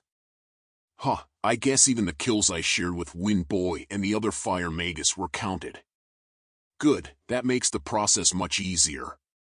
Thorian closed his journal and concentrated on the patrol. He kept his ears open for any sound or noise that might indicate something was amiss. After a few minutes, Thorian's ears perked up as he heard loud, rhythmic thuds in the distance. He glanced at Nox, who was also focusing on the same spot, and said, "Someone is trying to break the wall." Without wasting any more words, the group hurried towards the source of the noise, weaving through trees and leaping over bushes. Unfortunately, once they reached the section of the wall where the thuds were coming from, there was no watchtower to provide them with an advantageous position. "Let's scale the wall," Thorian ordered before sprinting towards the wooden wall with all his might. With one powerful leap, he reached most of the wall's height and grabbed the ledge. In a fluid motion, Thorian hoisted himself on top of a wall to gain a full view of the perpetrators. Giant rabbits with twisted goat horns confronted him. The white monsters numbered in the dozens, each of them glaring at the wooden wall with rage-filled eyes and salivating, growling mouths. Checking his mana, Thorian was pleasantly surprised. "I still have a quarter left, that should be enough." Nox and the other 3 assassins swiftly followed Thorian, assuming a ready position to pounce on the giant rabbits. Aware that Nox's abilities were now stronger than a typical level 1 kobold due to the minor moon boost, Thorian wordlessly permitted him to join the fray alongside the other assassins. The group of white kobolds leaped down from the wall while Thorian launched a fireball at one of the giant rabbits. However, the white ball of fluff somehow bounced to the side, evading Thorian's spell entirely. I forgot how annoying these thumpalopes were. Realizing that merely standing at a distance and hurling fireballs would not suffice, Thorian followed Nox and the assassins, jumping off the wall's ledge. Nox and the assassins darted across the battlefield with exceptional agility. However, the giant rabbits were nearly as fast, giving the kobolds no chance to strike without risking being surrounded. Thorian charged into the fray, facing the pack of rabbits that bounced around, attempting to catch him off guard. 3 of the thumpalopes sprang towards him from the left with incredible speed, determined to impale him with their horns. Boom! Before the giant rabbits could even reach him, Thorian struck them with a combustion touch, immersing all 3 of them in infernal flames. Ramp-a-thump! With one final cry, the 3 thumpalopes were incinerated. The remaining rabbits shifted their focus from the kobolds and zeroed in on Thorian with wrathful eyes. Ramp-a-thump! Dozens of the giant rabbits lunged at Thorian from all directions, leaving no room for escape. Left with no choice, Thorian placed his left palm on the ground. Combustion touch! With a massive explosion, Thorian was propelled into the sky, evading the imminent threat. The thumpalopes collided with one another, their massive horns clashing. The fortunate ones merely butted horns and were left dazed, while some of the rabbits impaled each other with their razor-sharp horns. However, Thorian did not escape unscathed. Although his flame resistance protected him from most of the burn damage, the shockwave itself was enough to force his elbow into an unnatural angle. TSK, it is very badly dislocated. After landing on the ground, Thorian rushed back in without any hesitation. The pain from his injury could be dwelled on later. Now, he needed to kill. With a strike from his right palm, Thorian activated combustion touch once again, killing 5 of the rabbits in one hit. Naturally, the remaining uninjured thumpelopes couldn't sit idly by. They clearly understood that Thorian was their greatest threat and focused on him. However, as they left their backs exposed, Nox and the assassins swiftly moved in and severed their spines with their axes. 4 of the rabbits that were left closed in on Thorian, only to be met by a combustion slap. The flames instantly killed the first 3 thumpelopes, leaving the last one severely burned. "This one is for me." "Thank you." Nox nonchalantly beheaded the rabbit with a single swing of his axe, while Thorian took labored breaths. "I'm out of mana," Thorian spoke laboriously before pointing at the injured thumpelopes. "Finish them." "You don't need to tell me twice, boss." One of the assassins pounced on the opportunity with a grin, as the others followed right after him. Nox and the assassins didn't need much time to dispatch the injured and stunned monsters. In less than a minute, they completed the task. "Level up." Thorian's eyes widened at the notification, and his lips formed a slight smile. Although he had seen this same screen countless times before, he couldn't be happier that it appeared at this moment. Thorian's dislocated elbow gradually realigned itself, as if guided by an invisible force. However, unlike a normal procedure, there was barely any pain or discomfort. He could only feel a sense of relief as his left arm became usable once again. With the hunt over, Thorian scaled up the wall alongside the other cobloids. He was fatigued and his mana was already depleted. Trying to fight in this state was simply an unproductive task. "I will take some time for my mana to recharge," Thorian stated after walking a few steps from the wall. "Continue patrolling the wall. If there are enemies you can't handle, report back to me in the village hall." Nox, who had already noticed Thorian's state, nodded and smiled. "Don't worry about us, we won't have any problems. I'm just a few kills away from evolving." Thorian opened his eyes wide in surprise before chuckling. "That makes sense, his level has always been close to mine." Thinking about the abilities of an evolved White Kobold and their synergy with the assassin's skills, a weight was lifted off Thorian's shoulders. The rest of the cobloids also smiled, and one of them said, "Rest well, King. By the time you come back, all of us will be strong."